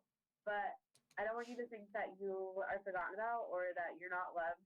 But I was already insane to begin with, so What is wrong with these people? Help won't hurt for me. His classmates Why are they ended one of their acting calls like by he offering didn't Chris some murder advice, somebody? but only time would tell if he would actually take it. You don't know what the fifth Pretend to amendment is? eat Yeah, them. we need to have a lesson here. Do I need to walk you through this? You have the right. I'm trying to imagine who my worst enemy is. I don't even really know. Against you in a court of law. So shut up. Even if it's you and I know you. I know how smart you are, and I know how sarcastic I know there's some you people are. that don't like And me, know but I when don't see somebody them as pisses my you off, enemy. You get smart, sarcastic without even thinking twice about it, and like that can get you in trouble. So watch your. Really. The question was, What would you those do? who knew Chris still support him after police uncovered his truly deplorable secrets? While it seemed to many that this disturbing case was finally at an end, Chris Give still them had to a several friend. more disturbing secrets for the police to uncover. Ones that were so twisted, Here's a no present. one had It's yet my worst suspected enemy. the true depths of his depravity. During their thorough search of Chris's apartment, they discovered a spiral They would love notebook where that. Chris had written down his confession. The notebook told the same story that had already been told to police. However, some of Chris's deeper thoughts about the event were revealed. Maybe the inspiration behind his decision to document his demented version of Lee's death in writing was derived from one of his many past tarot readings. One particular card, Judgment Reversed, may have struck a powerful chord within him. A note written by Chris read as follows: "This card represents me. I believe that the deck is warning me of a character flaw within myself, that I am gathering bad karma, or it could mean I'm avoiding a decision for fear of the what-ifs."